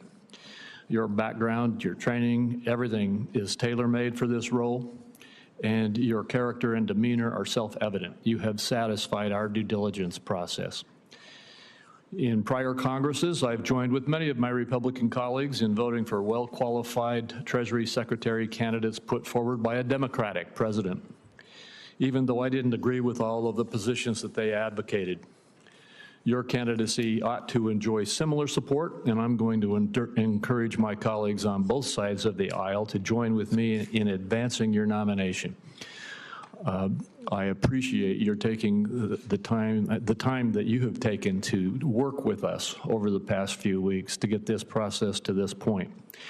And with that, I would like to remind my colleagues that the deadline for submitting any questions for the record is 5 p.m. today. And without anything else, this hearing stands adjourned.